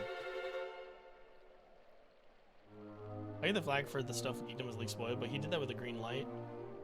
I get that people are gonna get angry no matter what you do. There's a price to pay for being at the top. Yeah. Your criticism where I put more weight into your opinions, I guess. I don't know, like I said, I don't think I know better than anybody else, but like I do think it's kind of bizarre. It's really bizarre how defensive online content creators get when they are criticized for stuff, and I've been there too. And I've handled it poorly. So I know that we have that problem because I have been a part of that problem. But like, be honest about it. Own it. You know, just own it. It's okay. You're a human being. You're gonna fuck up. You're gonna say stupid shit. Whatever. Did I walk the dogs? Yes. I did it when I got up. I'm so excited to move and to no longer wake up and be given a list of errands I need to do. Not that I need to do, but it's like, honestly, if I don't do it, who else is gonna be able to do it and like do it right and do it in a way that doesn't inconvenience the person we're supposed to be doing it for? But I'm very excited when I move, and I won't have to take care of no goddamn dog. I won't have to walk nobody else's dog. I won't have to walk to anybody else's house to do it. No one's gonna wake up and ask me to do shit that, you know, wasn't my idea in the fucking first place.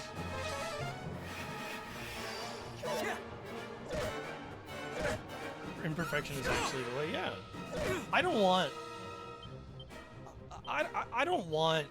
when I die, I don't want my eulogy to be like, oh, he was so good and good and good and good and good and always good and good and good and good and good and good and good and good and he never hurt nobody and this and that or whatever.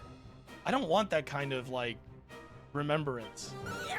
When I die, I literally want people to be like, that guy had a fucking really fucking crazy fucking like adventure. Like that guy fucking GC like made enemies, made friends. GC did good things and said stupid shit. Like I want the recap of my life to be so much more colorful than he was a good person. I want to leave behind a much more interesting story. Personally speaking.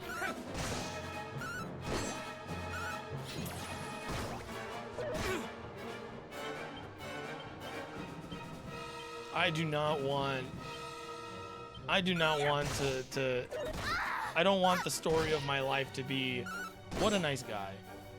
You know, what a sweetheart. Because that's not who I was. I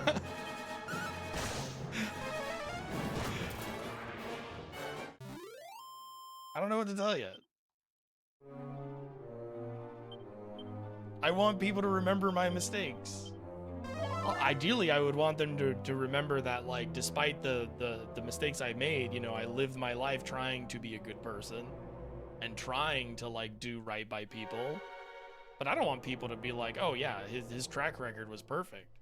What kind of fucking example would that be setting to, like, my nephew or my niece, my nephews or my nieces? I don't want to set that kind of example. I want them to know, I would want them to know that, like, that like, yeah, like, you're gonna fuck it up. You're gonna mess this shit up a lot. But at the end of the day, you know, people, like, you will leave the world a better place as long as you, like, genuinely try to do so. And, like, as long as you, like, try to be a decent person, like, that's as good of a life as you can live. You don't gotta be perfect. Sometimes you lose to your feelings. Or rather, sometimes, you know, sometimes you feel something so strongly that you do or say something that people will see as, like, fucked up or, like, you know, unfair or mean. You can't control that. God, please, when I die, do not let people, like, paint me like an angel. I do not want that. Paint me like a person. Paint me like a person when I die.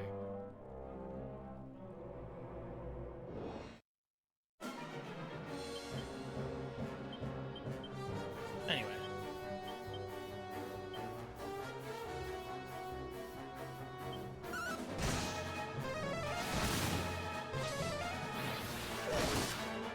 If I die again here, I'm gonna lose my mind. You understand? I'm gonna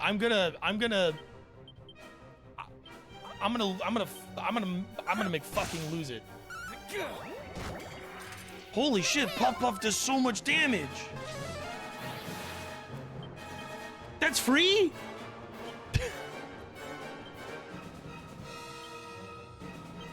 What do you mean Puff Puff costs no MP?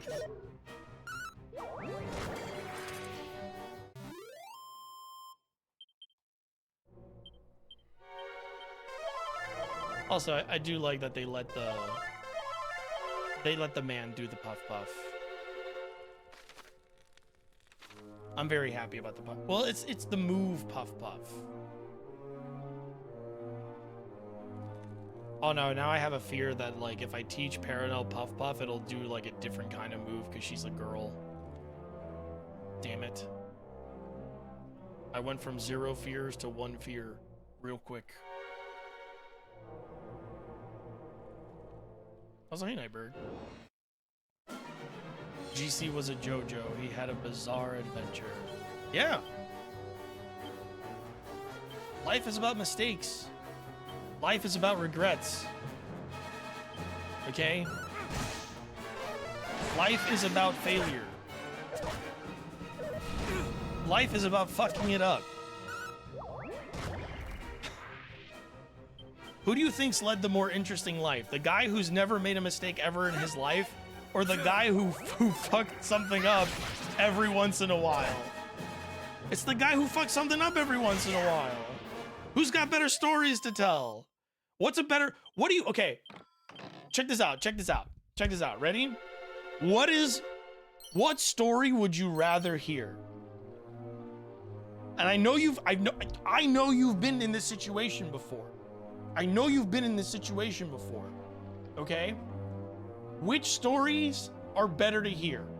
When your fucking friend tells you about how cool and awesome he was? Or the story your friend tells you about the night he had way too much to drink, pissed himself, fell down a flight of stairs, and accidentally made out with a bronze statue in the college campus?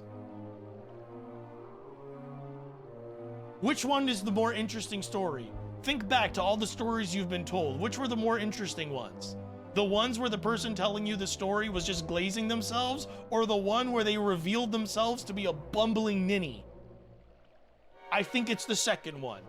I think we can all agree it's the ones where we fuck up. That's a very specific story. I made it up. There's no actual, like, real life story about that.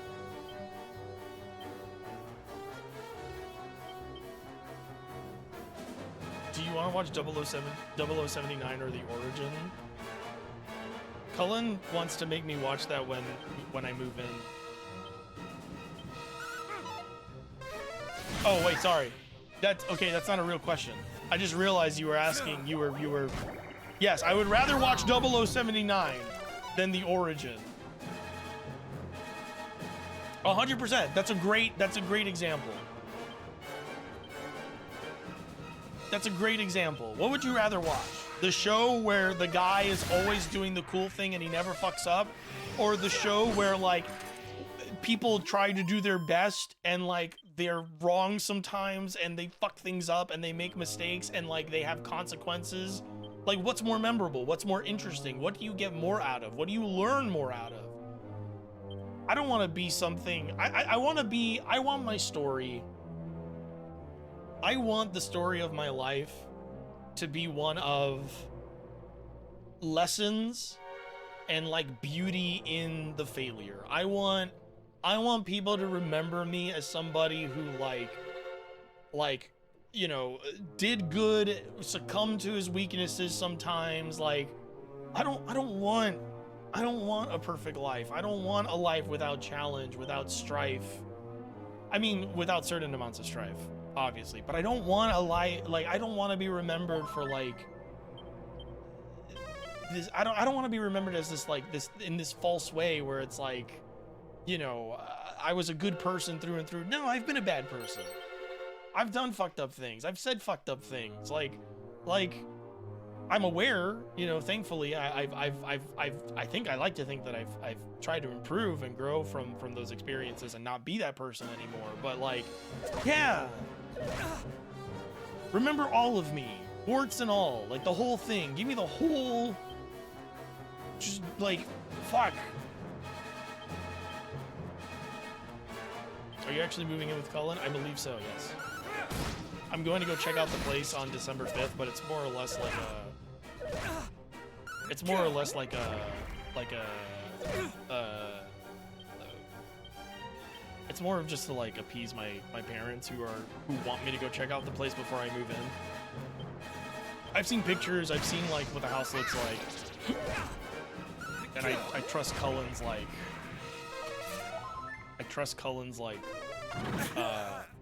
take. Like I trust that Cullen would not want to move somewhere that he thought would be, like, a bad neighborhood or, like, sketchy or, like, a shitty looking house. And I know that Cullen has, like, a higher standard than I do for that stuff. So, like, I'm pretty comfortable trusting him on that. But, you know, my parents do want me to go check the place out and, like, get an actual, like, feel for it. So we're gonna do that. And, you know, I'm a grown-ass man, but I will hear my parents out and, you know, humor them and whatever, because I know they care about me and I want to make sure that they don't, like, you know, worry too much. But yeah, as far as I'm concerned, I'm doing it. That's fucking awesome. Great news. Thank you.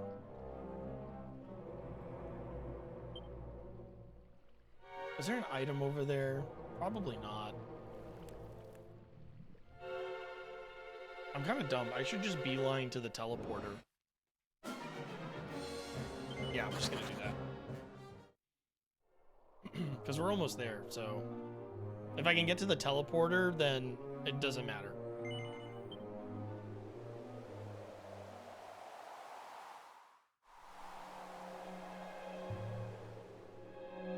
Yeah, I'm planning on doing a stream on, like, the day after the Game Awards to try to raise a little bit of money for the moving expenses. I don't absolutely need it, like, but I would like to, you know... I almost didn't do it. I asked people if that would be a good idea, like, if that's something that, like, would be okay for me to do. And everybody was like, GC, I don't know if you've noticed, but literally everybody is, like, literally everybody you know has like linked their PayPal and asked people to help them with finances. Like that's literally the situation everybody's in right now. So like if you want to ask for help and try to raise some money by providing like a fun stream for people to watch, that's fine. That was basically what I was told, and I was like, okay, I guess it's okay.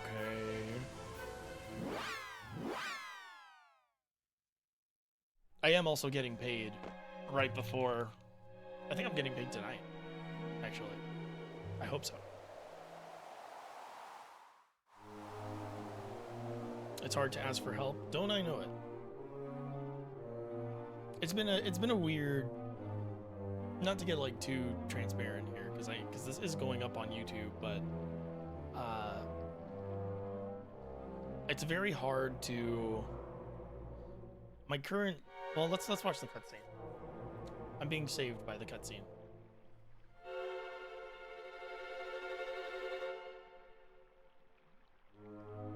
Hey, Bob. So, thou art come before me at last. I am the Dragon Lord, Master of Masters, King of Kings. Long have I awaited this moment. You lie! You are not he! The Dragon Lord was slain long ago by our ancestor, mighty Erdrick no less. You are an impostor, a trickster, a sham!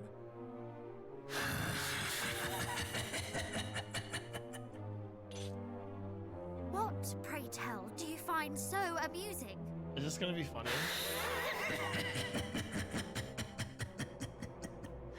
Forgive me. Perhaps I should explain. Hey, wait, I thought Jesus was the King of Kings. What's going on here? Well, another attempt. Well? I am the Dragon Lord's great grandson.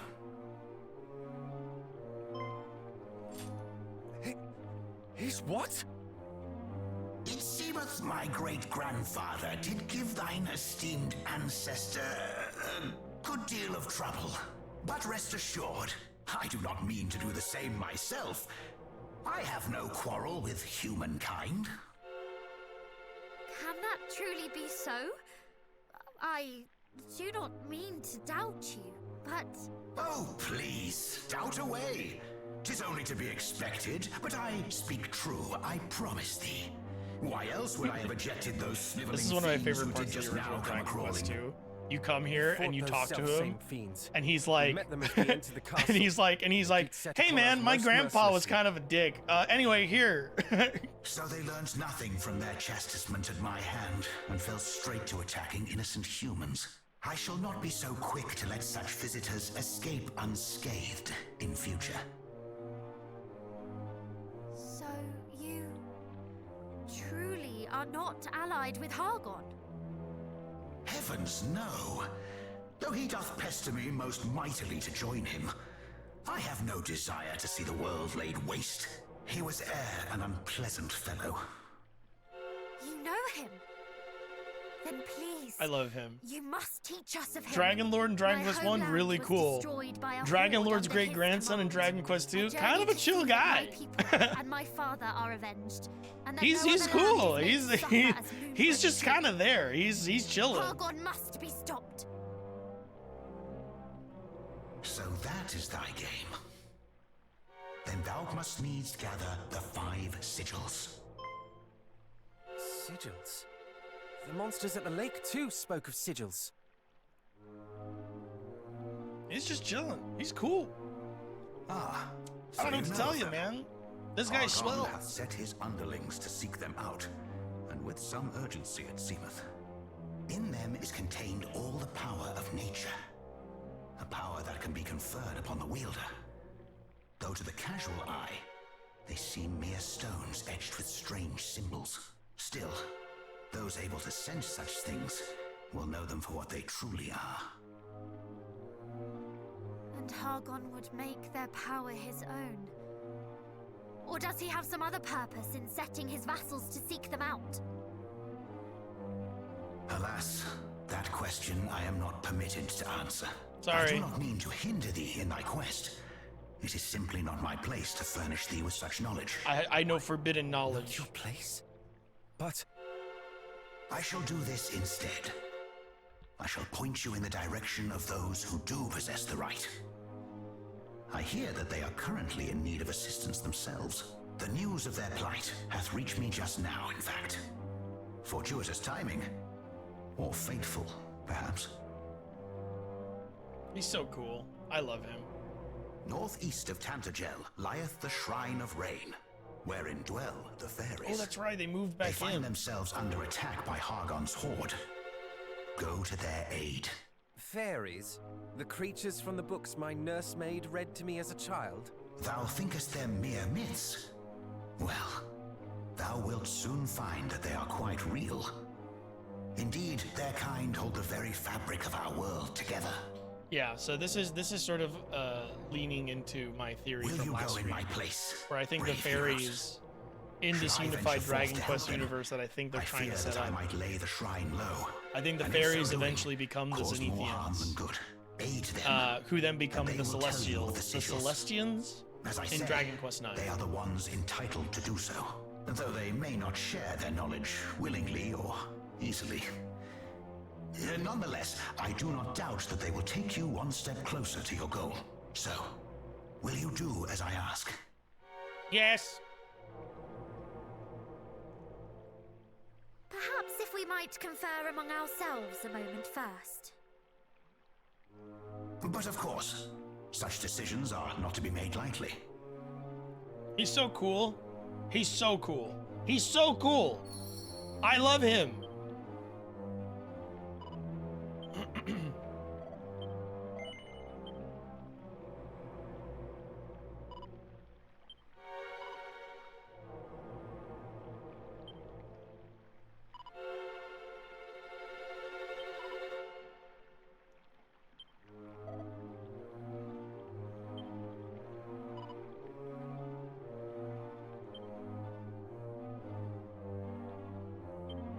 Hey, bro.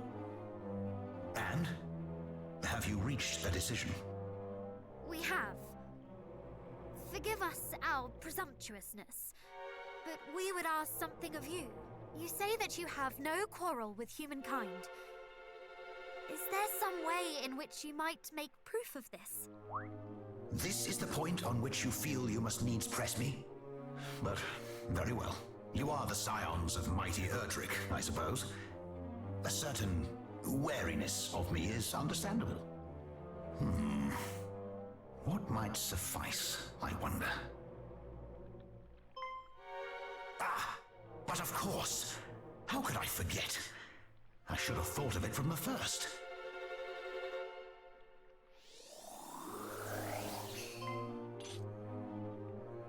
Fear not, little ones. I do not mean to belabor you with this blade. It is not in my power to wield it. I mean simply to return it to its rightful owners. Yeah, the fucking voice acting in this elevates Return these it? two games Whatever do you so mean? much. Though it is somewhat tarnished. Oh my god, with it's age, so good. This is a mighty weapon, the like of which only a great hero might wield. You mean... Indeed. This is the very blade that slew the Dragon Lord so long ago. Erdrick's sword. Though it hath lain dormant long, and lost much of its might in so languishing, it still possesseth the power to banish evil. Well, surely this proveth my status as friend and ally. Oh, it does. It more than proves it. Forgive us our mistrust of you. It was most unkind. And thank you. Thank you.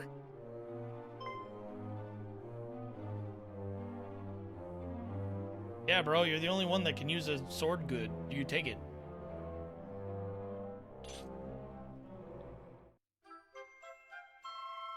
The Fated Blade.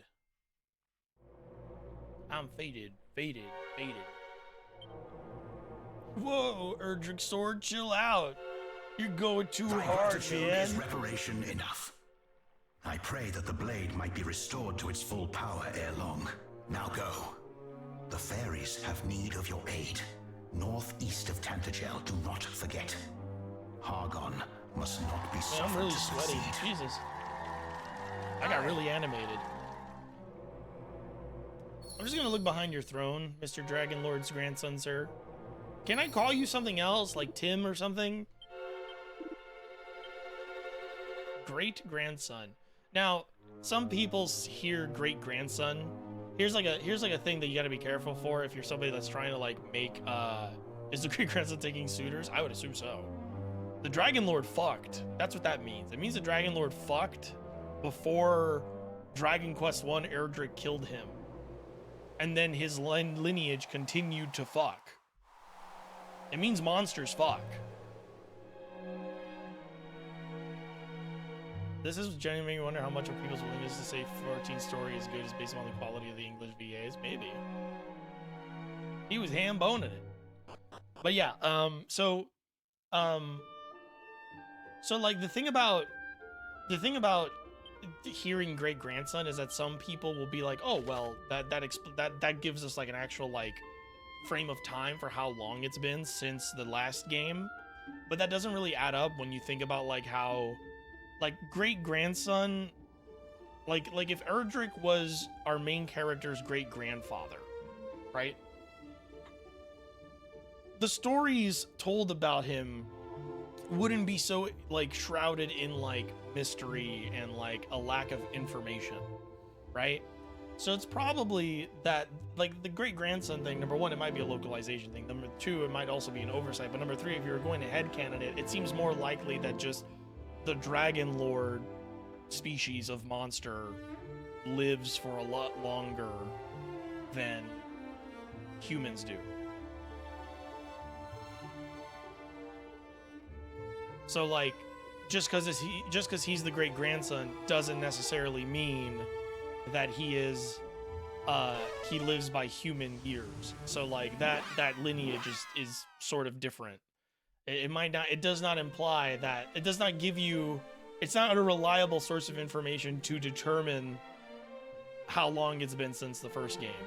And there's other evidence that kind of there's more evidence to the contrary, that it has actually been much longer elsewhere. I'm the Dragon Lord, the chilled version. Pull up a White Claw. I'm playing Kirby Air Riders. Would you like to play with me?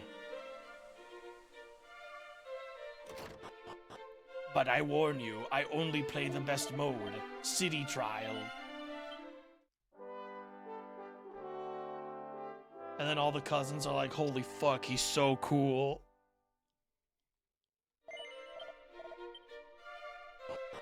I'd sure as fuck air ride with him. Yeah. Yeah. Where are we?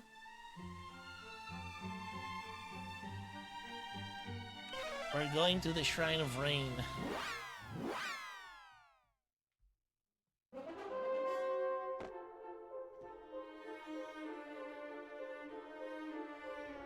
We just gotta use the Fated Blade, I think.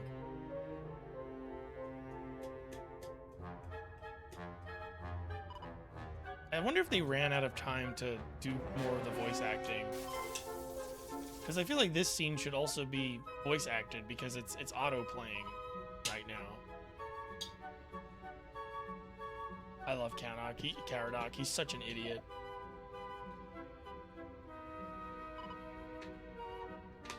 I got the Fated Blade. Let's go.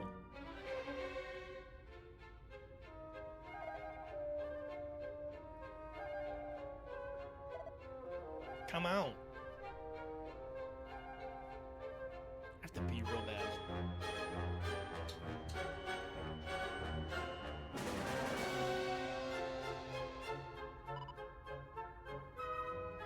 Alright, y'all, just let me do it.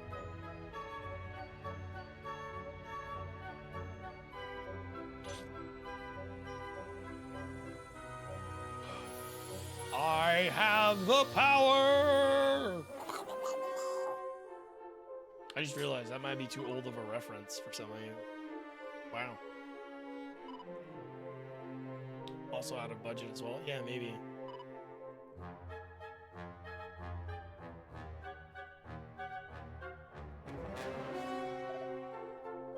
The fairies have need of our aid.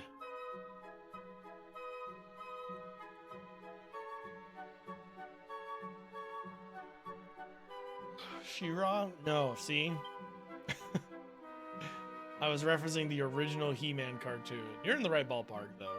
So I shouldn't be too, maybe I'm just splitting hairs a little bit.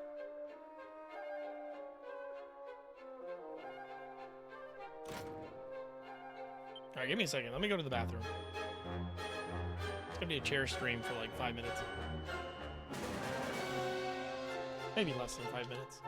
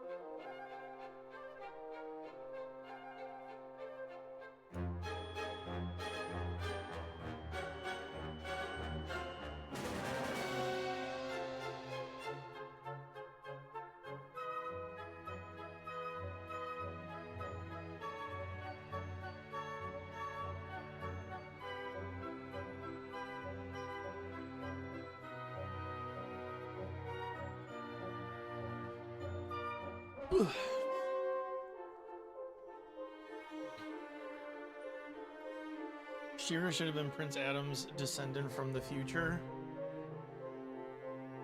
Which Shira? Because she's Prince Adam's sister in the original cartoon. There is an original She-Ra cartoon where she's like his sister, right? But the newer cartoon is like a different thing entirely, or like a sort of like a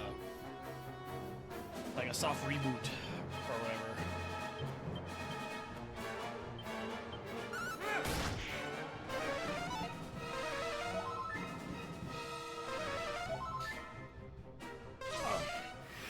I'm thinking maybe we go for another hour. Or maybe up to the end of this vignette.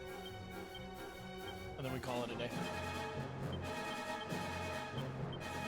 That Dragon Lord castle really fucked us up. GC, do you fuck with nail polish? You low-key give ally who paints his nails black vibes. I don't paint my nails black when I paint my nails. I don't do it often. But when I do, I paint them neon blue and neon pink, or like magenta. I paint them after Miami Vice colors. Which leads people to think that I'm like wearing trans colors, which unfortunately for them, I'm not. I'm just doing Miami Vice.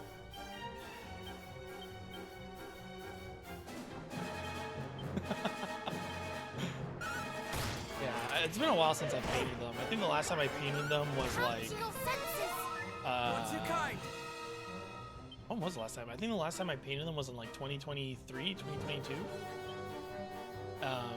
And it actually like, I kept doing it a little bit after that. I don't know, you haven't painted your nails like a blue-gray. Oh yeah, I also painted them concrete gray once. I also did gray once. I did gray because my my friend Nat, I forget who gifted this to her, but she was gifted like nail paint. She was given nail polish, but it was like it was like dude nail polish. Like it was like the dude wipes equivalent of nail polish. It was called Crete, like concrete, Crete. And it was like marketed as like manly nail polish. And they had gray, black, and like a slightly less gray or some shit. And she was like, I'm not using this shit. Do you want to paint your nails? And I was like, yeah, let's do it.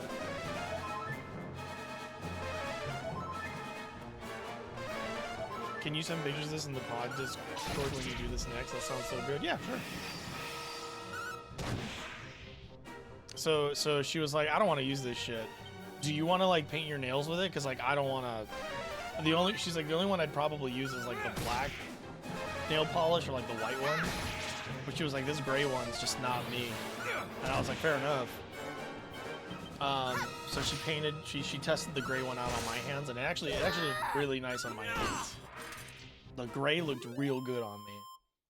But yeah, usually I sometimes I'll do, so what I did was, like my thing with like the blue and pink is that I alternate blue and pink on each finger on every hand. So it's like blue, pink, blue, pink, blue, pink, blue, pink, blue, pink.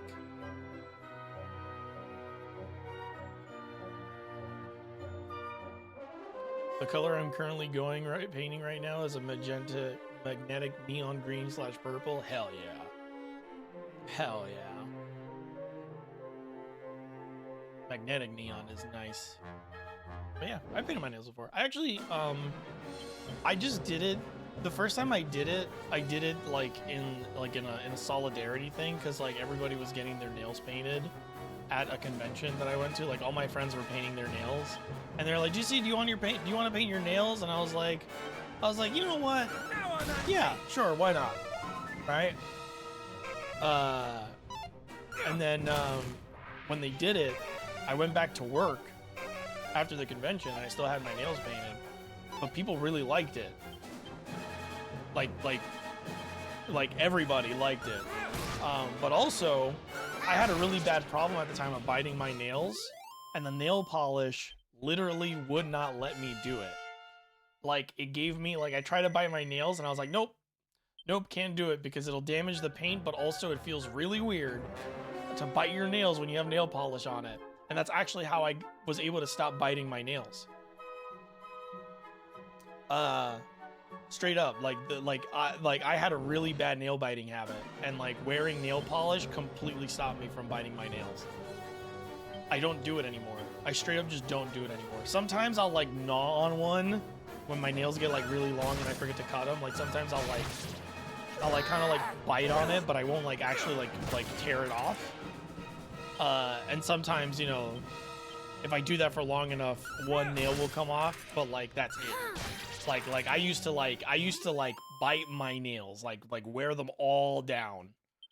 And then I would like take like because you bite them and I have jagged teeth, there would be like a layer of keratin, kind of like a strand, and I would peel the strands off my nails too. I was really bad about it. But literally painting my nails once got rid of that. Literally like just painting my nails one time, I never bit my nails ever again. And like on top of that, like it looked great. It actually looked great. But I've always been like that about my hands. So like I like doing things to my hands. So I like watches, I like gloves, I like nail polish, I like rings, like I love that stuff. I don't have a lot of it, cause I literally just forget to like decorate my hands. But I love decorating my hands. I love, like, number one, I think I have nice looking hands. That's one. Aside from the eczema that I have on them. But two, I think hand accessories are super fucking cool. I don't nail polish and rings, but I draw the line in the wrist stuff. That makes sense. Yeah, I used to have, you've seen it, well, maybe not you, but like people that have watched the streams from back in the day, they've seen me with like a watch on my hand before. I used to have like a black watch with like pink hands for time, because I like pink as a color. I think pink looks good on me. Actually, I think pink looks good on a lot of guys, believe it or not.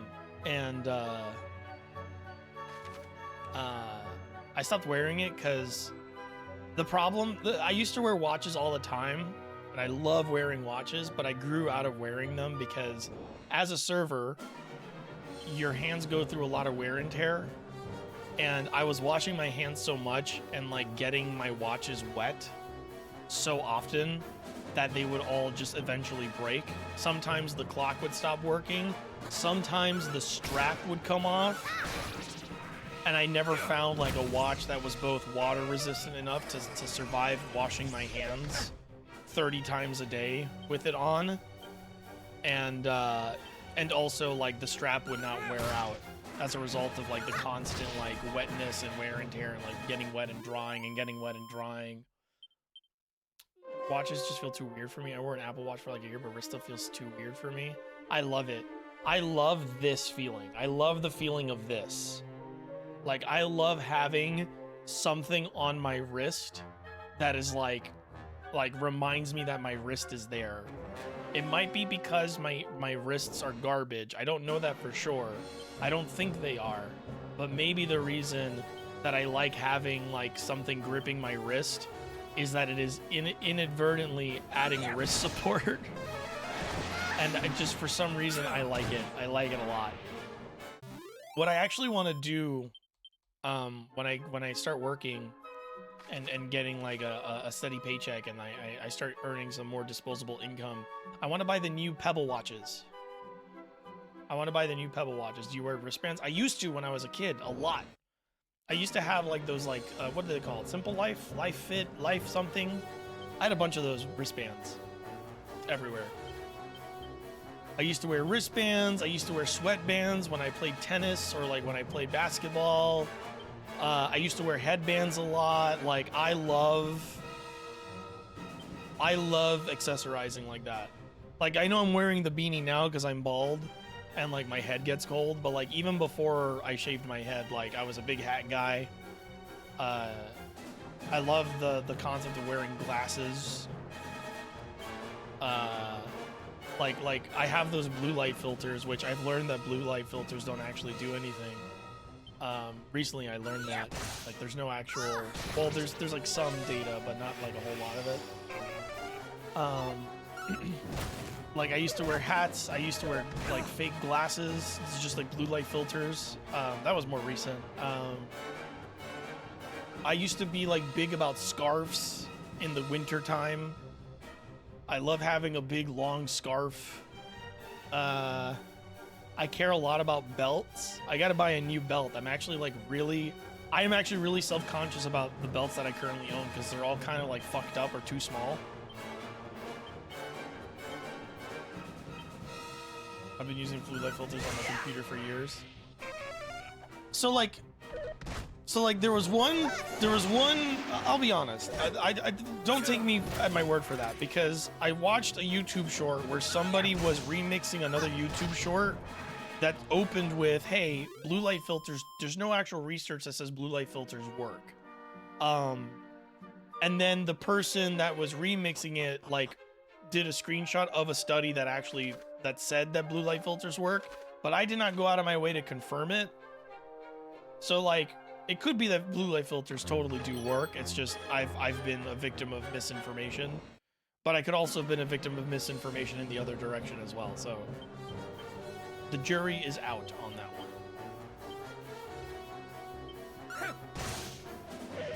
I seem, in my personal experience, maybe it's placebo, but like in my experience, I do feel less eye strain when I use my blue light filters.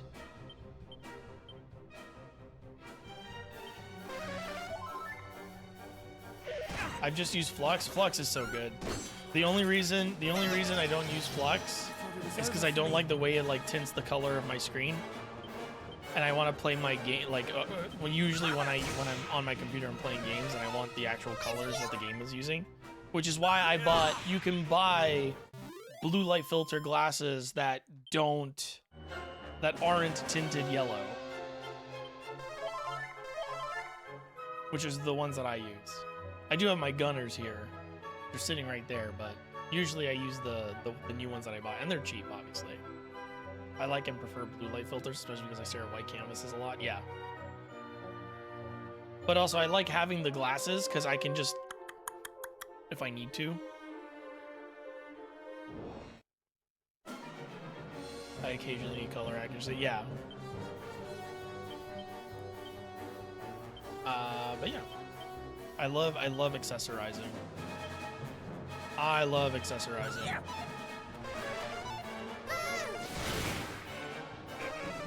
Like, I would love to actually have I used to have a necklace that I would wear for a little while.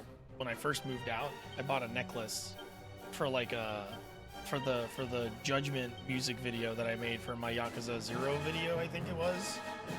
I think it was for Yakuza 0. But eventually I just kind of forgot that I owned it, and it was like kind of a pain to take off and wear all the time. But I loved it. It was just too small. So like it would be a pain in the ass to take off and put on. But I love necklaces too. I love wearing necklaces.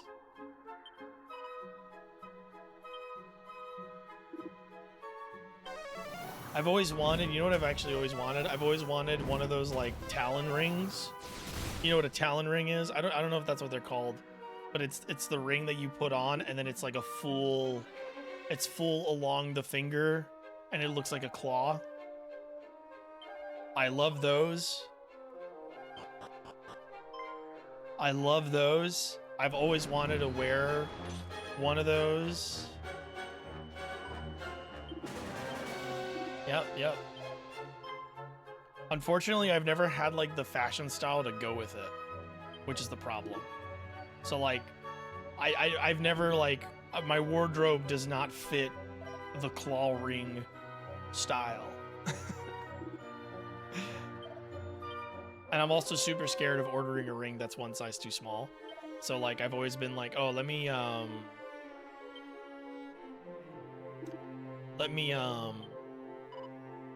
get my ring size first and actually know what I need before I buy one, but then I've never gotten around to doing it.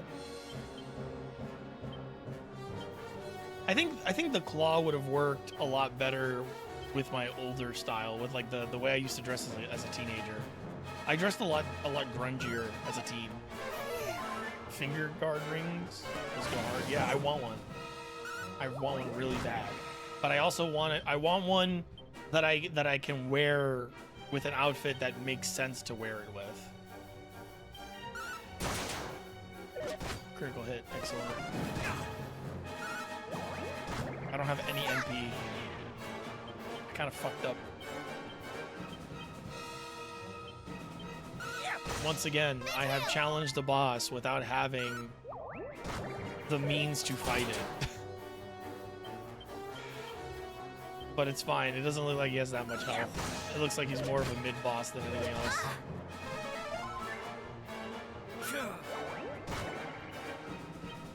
Also, Puff Puff is doing amazing work. I don't think they balanced Puff Puff on Gawain. That's like 250 damage. That's a lot of damage. That's an insane amount of damage for one attack to have for free.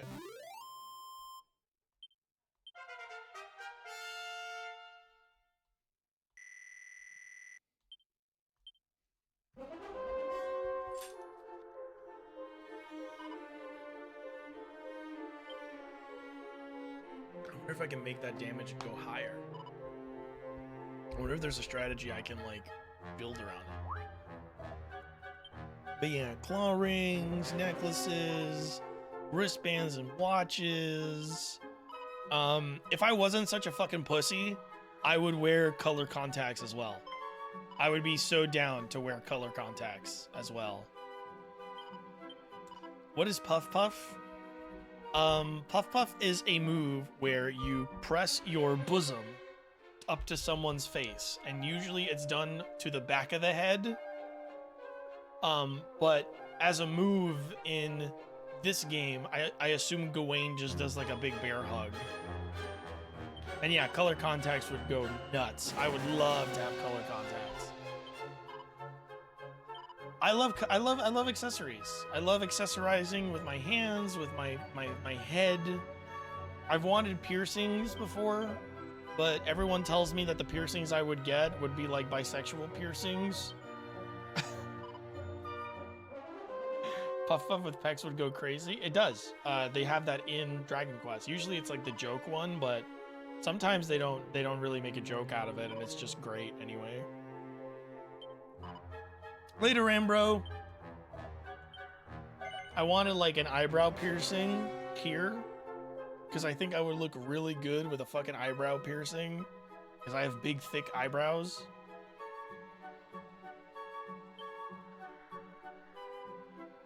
Like a lip piercing here or here, an eyebrow piercing here, or like snake bites or whatever.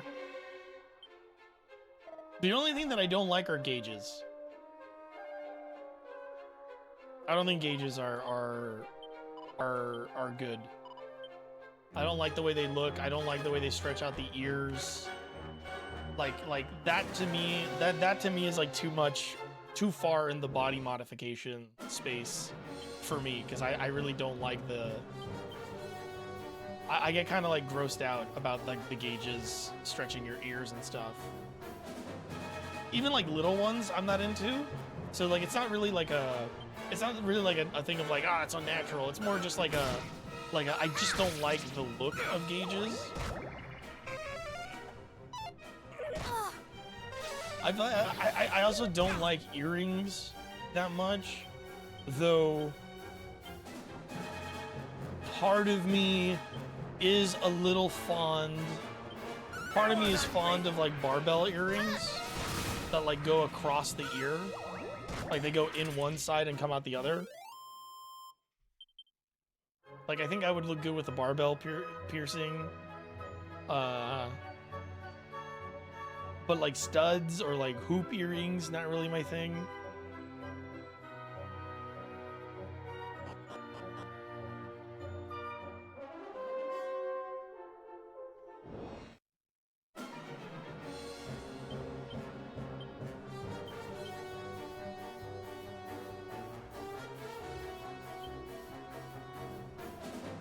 Oh, he leveled up. Oh, thank God, finally. What do you do? Go boom. Yeah. Ding. Piercing here, a barbell piercing here, some snake bites here, like a ring piercing here. I literally just made the decision to go for never wanting piercings and to get my ears pierced because a video game character is really cool earrings that I also want. Yeah! I don't know, I've always like liked the idea. I just never get around to doing that kind of stuff, and also like, yeah, I am a little scaredy cat. I'm a little scaredy cat. So like getting a piercing scares me. And like I'm worried that I'll do the maintenance wrong, which I know is kind of like a dumb thing to be afraid of, because like literally plenty of people do a bad job taking care of their piercings and tattoos and stuff, but they do fine, you know, like it turns out fine, like nothing bad happens.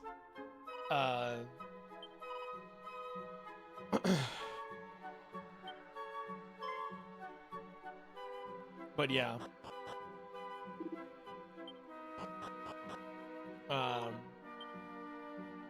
I also want a tattoo, but I'm like insane, and I want like my first tattoo. I want my first tattoo to be a back tattoo, and I want like a big dragon, not like a Yakuza tattoo. I want like something more like the main character, one of the main characters of Jade Empire has as a back tattoo, like something like that. I don't want a Yakuza tattoo because like those tattoos mean things, and I don't want, you know, I don't want people to misunderstand what that is. But some kind of back tattoo would be cool. I have seen that one tattoo, that One Piece tattoo of like Luffy here. Like it's a tattoo where like Luffy's here and he's doing like a big punch, and the punch becomes like just your hand. Like his hand is your hand. I think that tattoo goes crazy. I think that's super good.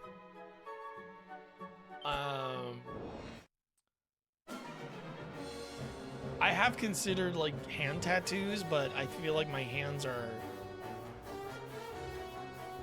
because I have a food service background, like I cannot put anything on my hands in the event that I go back to food service. I have to keep my hands like clear of tattoos.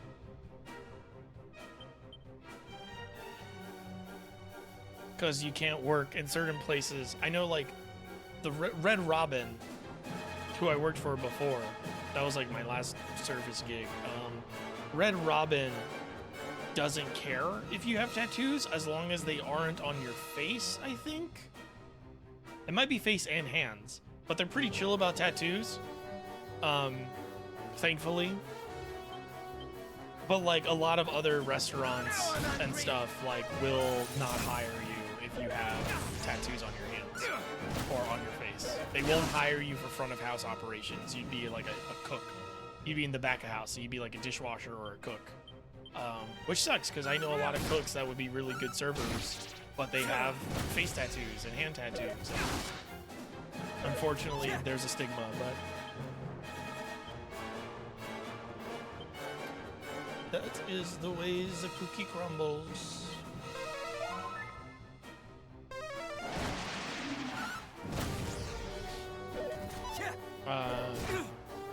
I also want a sleeve. I either want like a really elaborate sleeve, or I just want an Iverson sleeve. If you don't know what an Iverson sleeve, it's I call it that because the first time I saw it was on Allen Iverson, the basketball player, And what Allen Iverson has or had, I don't know if he still has That it. was close. He has a full black sleeve. It's just black. It's just inked all the way down like that. Like I think it's like on his forearm where it's just one full like black bar all around his arm. Which I think is kind of neat. So either that or like something obviously elaborate and like actually like with a bunch of different designs and stuff and some sort of motif going on.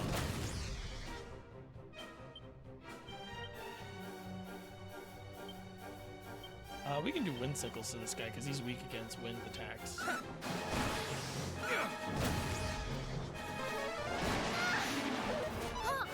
You missed, fucker.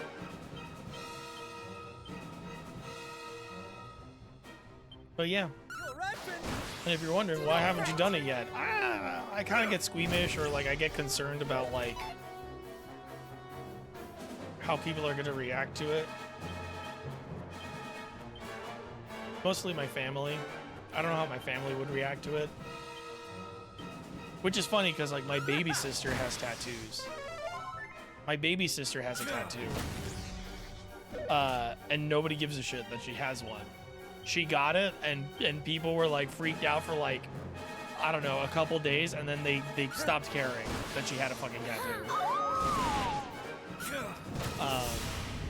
But you know, it's very hard to overcome those family pressures to be a certain way. But yeah, I kind of want to get a tattoo. I would get one on my leg. What I want to do, so like crazy nutso like tattoo plan, right? Would be, I want a sleeve on my left arm. I want a sleeve on my left arm and a sleeve on my right leg. Because I like having, I like the asymmetry of that. I like having an asymmetrical like thing. So either right arm, left leg, or left arm, right leg. Or you're like, trans, what you gonna do, be mad harder? And then I want a back tattoo. And then a hand tattoo. And then I would want a hand tattoo on the opposite arm that on the arm that doesn't have the sleeve. And then maybe a foot tattoo on the foot that on the leg that doesn't have a sleeve as well.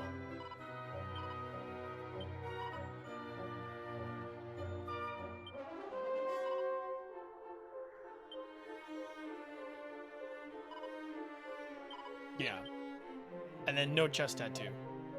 Or maybe like here or something. I don't want a full body of tattoos is the point I want to make. Like at most it'd be like that. It'd be like some sort of like asymmetrical element like that.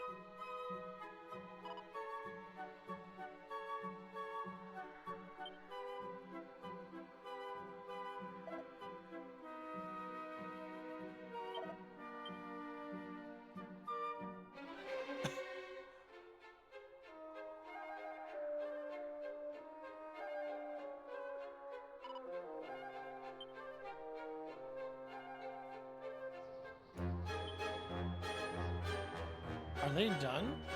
Is that it? Oh no, wait, no, we're still going up the floor. Yeah. Okay.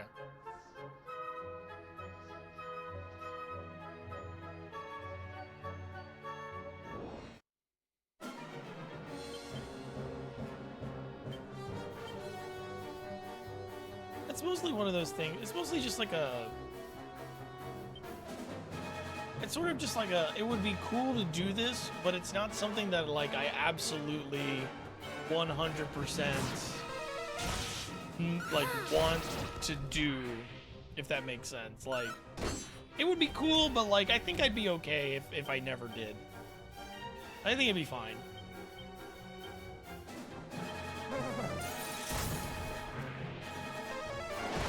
I have a lot of things in that department. Of like, it'd be cool to do this, but like honestly, I'm not really hard pressed. I'm not really hard pressed to do it. Like, it'd be okay if I never end up doing it. Not a big deal for me. We do have to give you some magic water, folks. And let's use a prayer ring here and one here.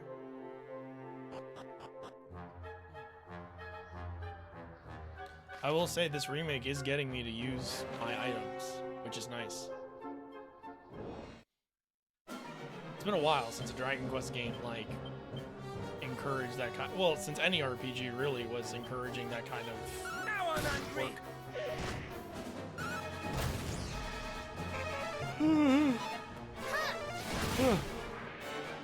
Oh, so tomorrow, for tomorrow's stream, since we're getting towards the end of this one,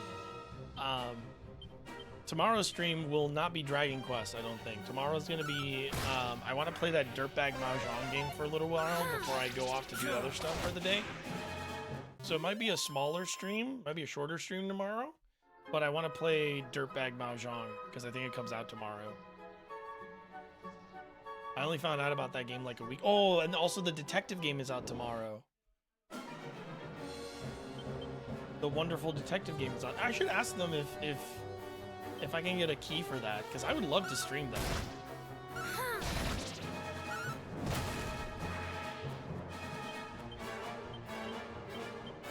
It's the most like contemporary example I can give you with my knowledge is that it's like an Ace Attorney kind of game where you play as like a detective and you solve mysteries. If I understand correctly. Hold on, let me just go pull it up on my wish list because it's there. Wish list. I'll be at work tomorrow, but I wish you luck. Thank you. Sort by date added because it's been relatively recent. Oh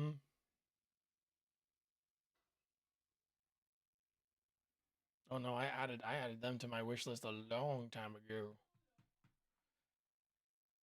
Whoa. Where are you? Where are you, video game? Detective Instinct. Farewell, my beloved. It looks cool. Look it up. Detective Instinct. Farewell, my beloved.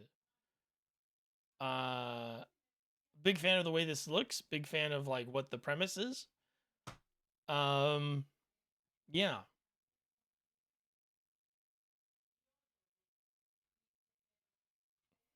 They have a demo out if you want to play it. But yeah, I'm very, very interested in playing this. They were doing like a call out for, they were doing like a call to action for creators to ask about their game.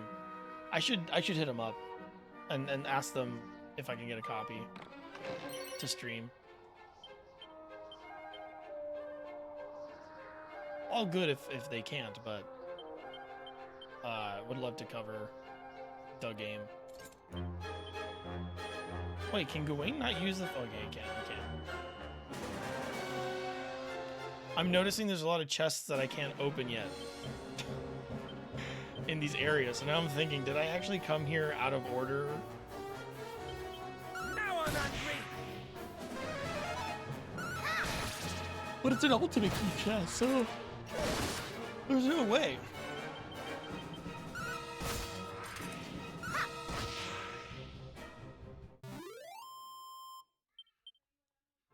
I really need to level up for this next boss fight.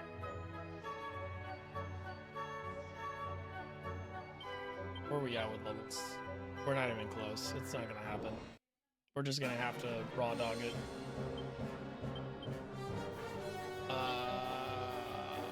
Zapple. Oh, I'm running out of MP, and then here I am, using all of my MP on regular enemies. It's fine. Nothing to worry about here.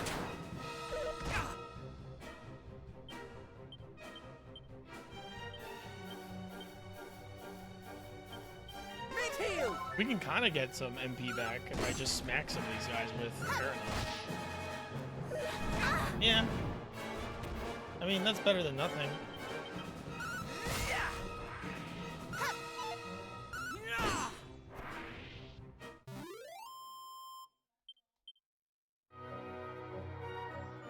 Better than nothing.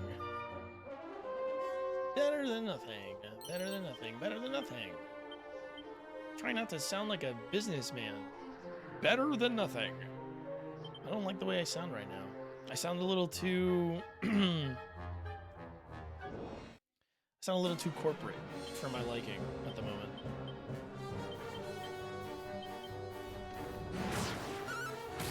Ooh. And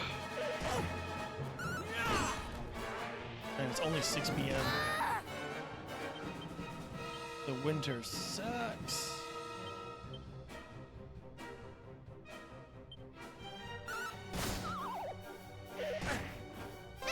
Lose so much time, so much daylight.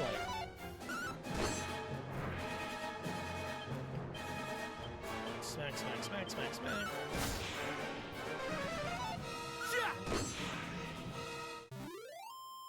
How much XP do I get per battle? Not nearly enough to like top off a level or two. Not two, but like top off one of my character's levels before we start fighting. Not nearly enough.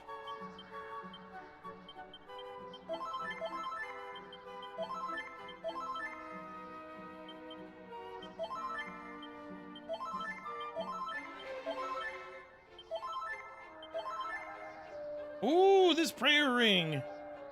This prayer ring did not crumble. Wild. That was like 6 uses of prayer ring. We're leaving.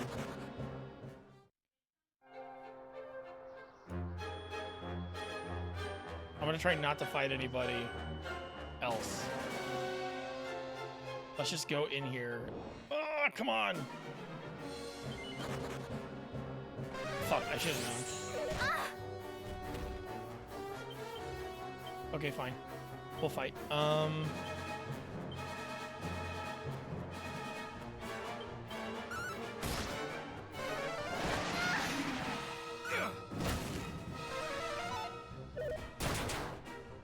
That's a lot of damage. It's fine. It's fine. Yes, good. Recover MP. Yes. Excellent. Let's do Caradoc heal. It's a little one. I know there's probably treasure chests on either side of this, like, area, but I want to fight the boss first. Come, give up the sigil's whereabouts. Togris Immensis. Resign thyself to the inevitable. Is it the same chief? How strange. Or overseer? Different time, different place, and you look completely different. But I still know exactly who you are. It's her. What gibberish is this? Did you ever figure out what the FF Pixel Meter is? No. But you're far I've never from played ready. any Final Fantasy game No, besides 7, you 10, lack the 14, strength. 15. And the wisdom. And heaven knows what else. But And there's 10 too. still time. And 13. You'll get there. I hope.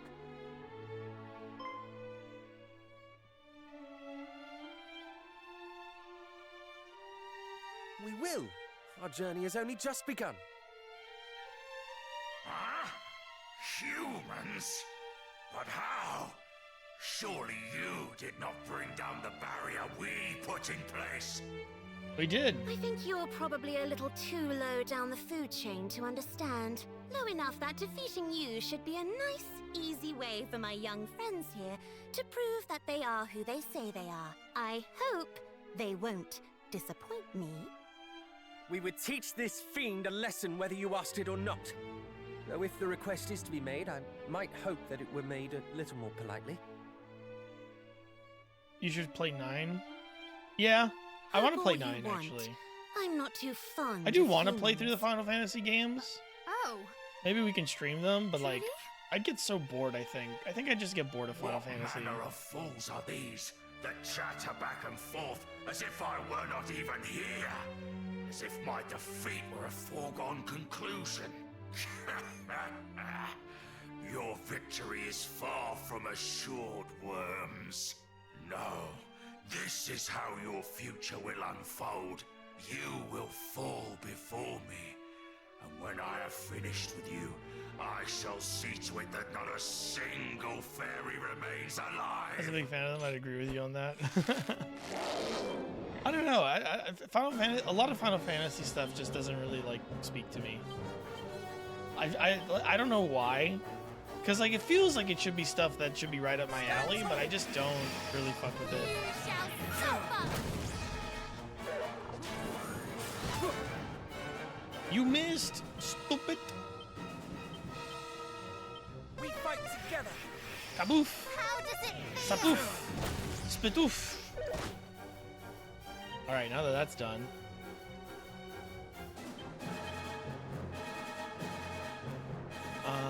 Let's see what you do with Zap. And Paranel, you should do some Focus Pocus. Now the This is a good real time for work that. begins. Yeah, I don't think Puff Puff cares about defense lowering stuff. So, no, our defense is still okay. Let's go with, I don't remember if the lightning was good against him, so I'm gonna just pick something else and hope that changes things. Can't decrease anymore. All right, my friend. I'm gonna do a double-edged slash. And then I'm gonna do a double heal round here. Because I can.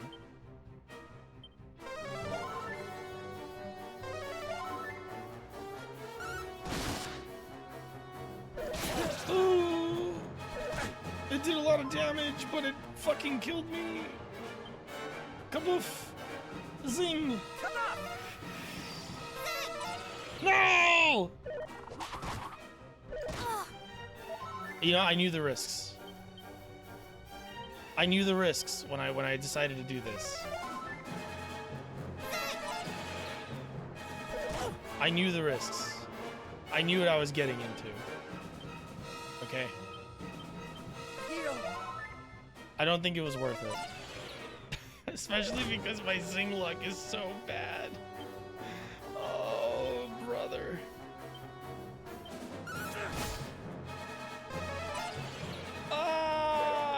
Are you serious? We're probably gonna have to restart this fight. Oh.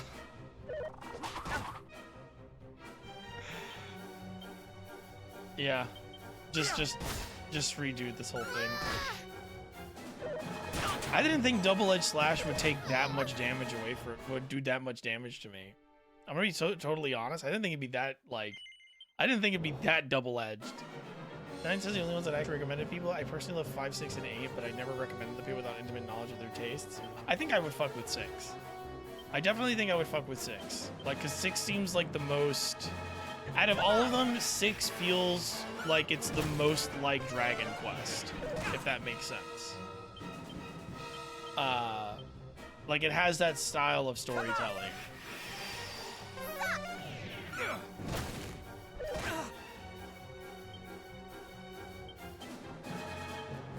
We're gonna come buff again, and we're gonna sap again. Stand tall. How does it feel? Okay. He's fully brought down.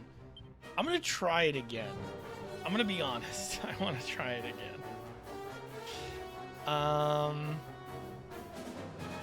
Do a little zap. And then maybe we can mid-heal ourselves. Okay, zap doesn't work. Got it. Good to know.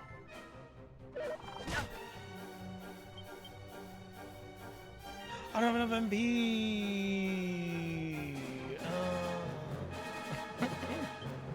That's okay. What do we do? What do we do? What do we do? So lightning doesn't work. Let's try fire. And then what I want to do as well is try to dazzle. Dazzle might work. It didn't work. I'm just gonna start puff puffing because that does a lot of damage. Flame slash is good apparently. I'll try dazzle one more time. You shall suffer! Okay, he's pretty much immune to it. I've never played a Dragon Quest, so I couldn't comment. That's fair. Understandable. Let's heal. I let my defense go down. Oh, I'm stupid. I wasn't paying attention. I straight up just wasn't paying attention. Damn it.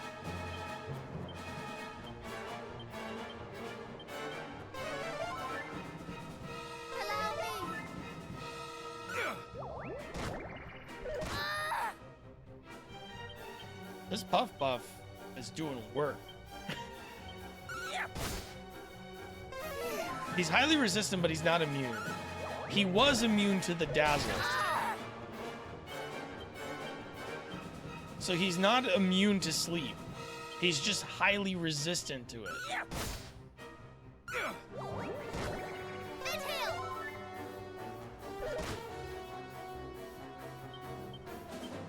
Keep puff puffing, my man. Thank you.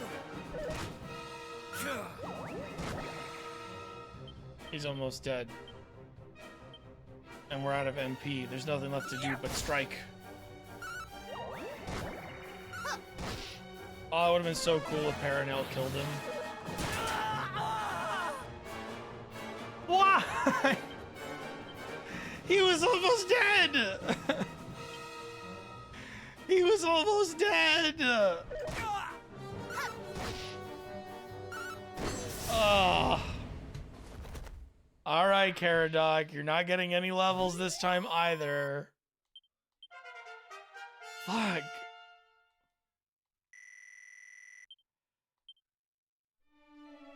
Well, at least we get the free revive. So much for his soothsaying skills. Are you the same Overseer, or are you the Daydreamer that became the Overseer? Because you do Thanks for remember that. me.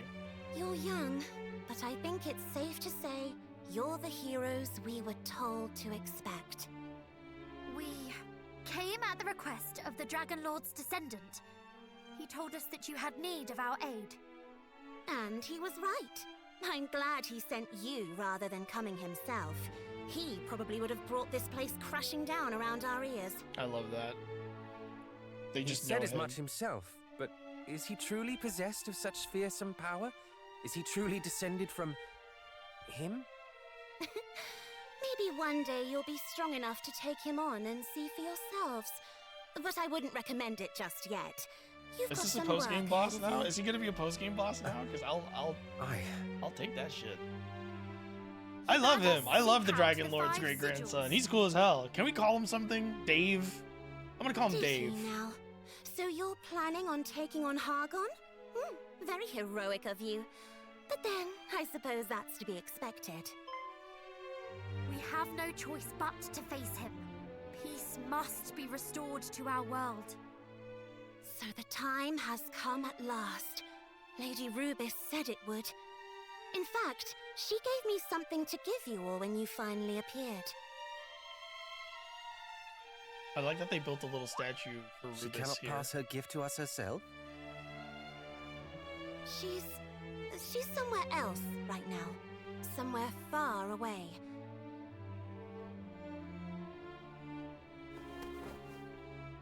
The implication here is that she is doing something in a different Dragon Quest.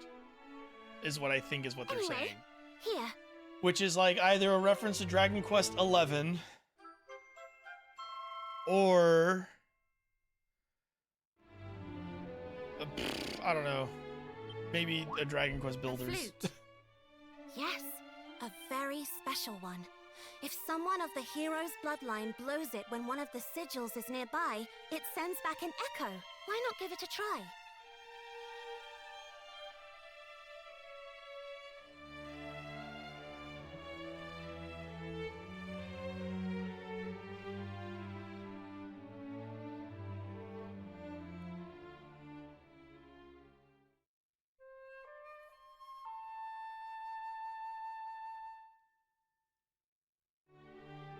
Nope, there's one nearby. No echo, which means there aren't any sigils around here. Oh, but it won't respond if the sigil is on the move. And certain other things can interfere with it too. Anyway, just take it around with you on your travels and blow it every now and again, alright? So this is what they meant when they said that only we might know the sigil's locations. Thank you! We are in your debt. If we might trouble you for one last thing, we would know why Hargon's minions, too, seek out the sigils. What happens when all 5 are gathered in the self-same place? We asked the Dragon Lord's great-grandson, but he claims that he did not have the right to answer such a question. Did he indeed? Well, I sort of do, but I also sort of don't. Sorry. Interesting. It's not completely my place to tell you either. What I can tell you is that it's not just about the protective power they grant.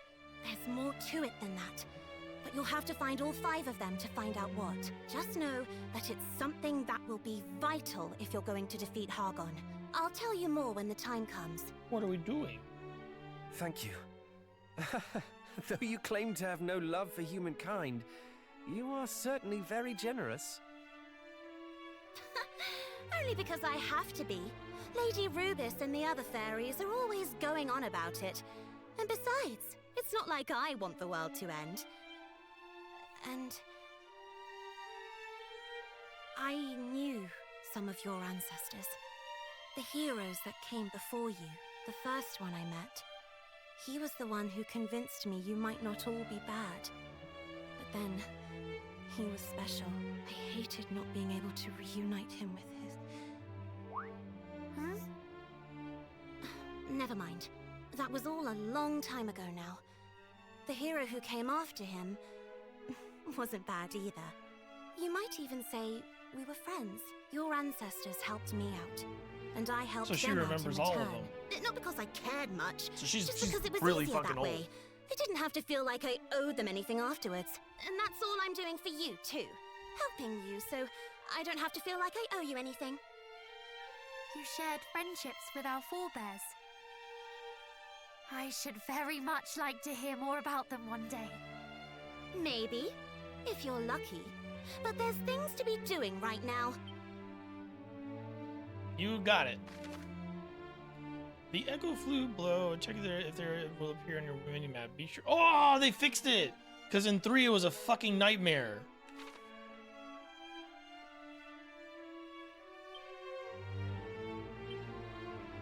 Sorry, I want to do this to the bottom one.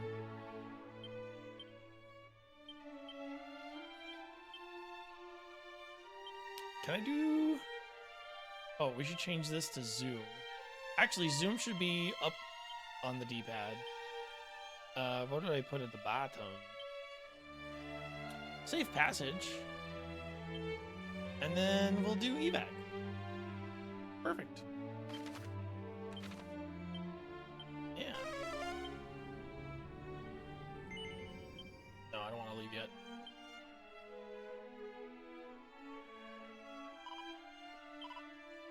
Tower of Atlas. Belial.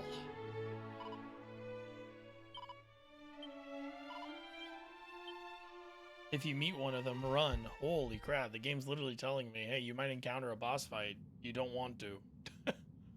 You assaulted the last of the Dragon Lord's line?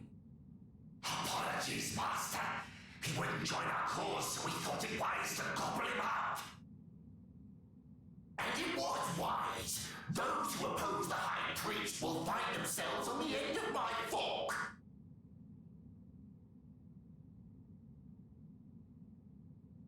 You imbeciles.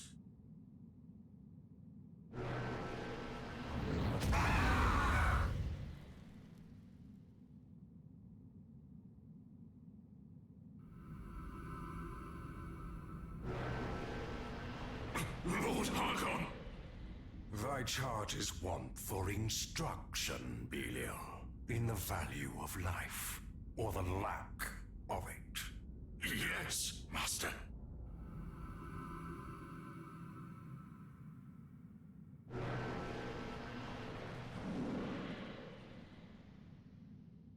I'm big into it.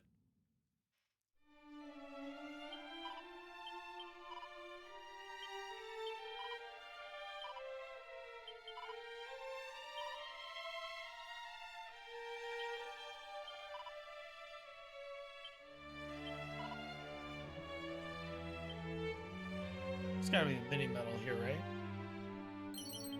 Oh, a holy talisman. It's not a mini medal, but I'll take it.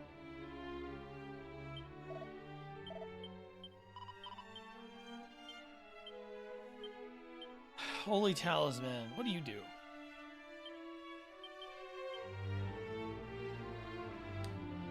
Lets to help its wearer avert instant death. Okay. So it's a instant death defense. Protection against instant death.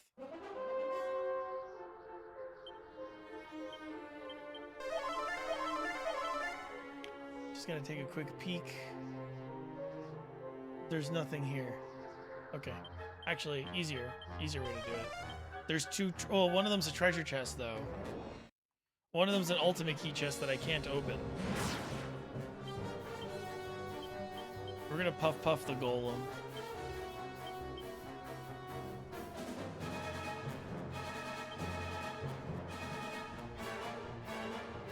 And we're gonna boom. Just doing a quick check on things before I stop. A little wrap up stuff.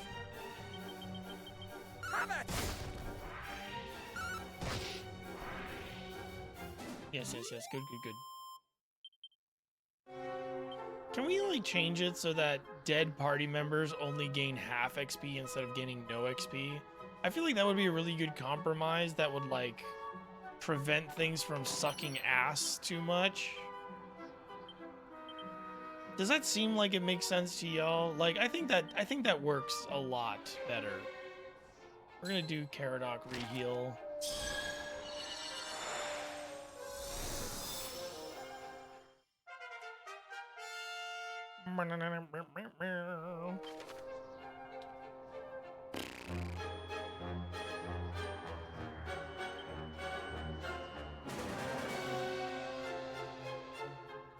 Let's go coal.